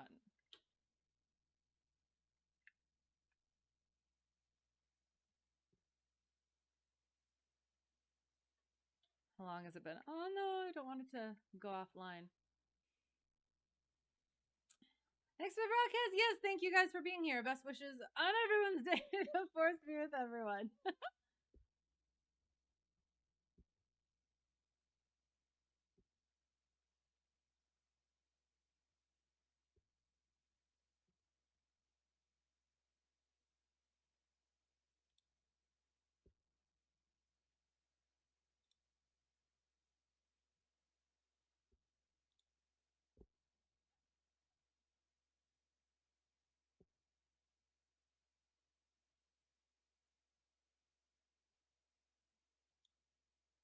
Yeah. Okay. So yes, we're finished for the evening. Apologies. Yeah. We do. We try and find the low and slow stuff to keep with what we're doing. So yeah, let me do the things. So Stu222 and Floxtrot and Starflies, thank you so much for the raids, guys. Check them out if you haven't already. And thank you for the follows. I appreciate you all for being here. to whoever got lost and found their way here or found their way back, thank you again so much, especially for the technical difficulties earlier. But yeah, got through them, and yeah, had a pretty good flight. Definitely better than last time. We didn't crash. We may have landed in the grass, but it happens. So yeah. So that's that. Again, next Tuesday should be again when we stream next. If not, I will let you know on my Discord. Sometimes I have to adjust for my flying schedule, my in real life flying schedule and other scheduling things. So yeah, we'll let you know there. And other than that, yeah, if I've forgotten anything, I'm sorry. Brain is mush. I did not mean to. Apologize. But yeah, other than that, have a great whatever it's going to be for you. Hope to see you again soon. And until next time, all the good things. I do. I appreciate you all so much for being here. Have a fun time in the raid. I will be going to bed. But yeah, should be fun. So yeah, until next time. Thank you so much, and bye.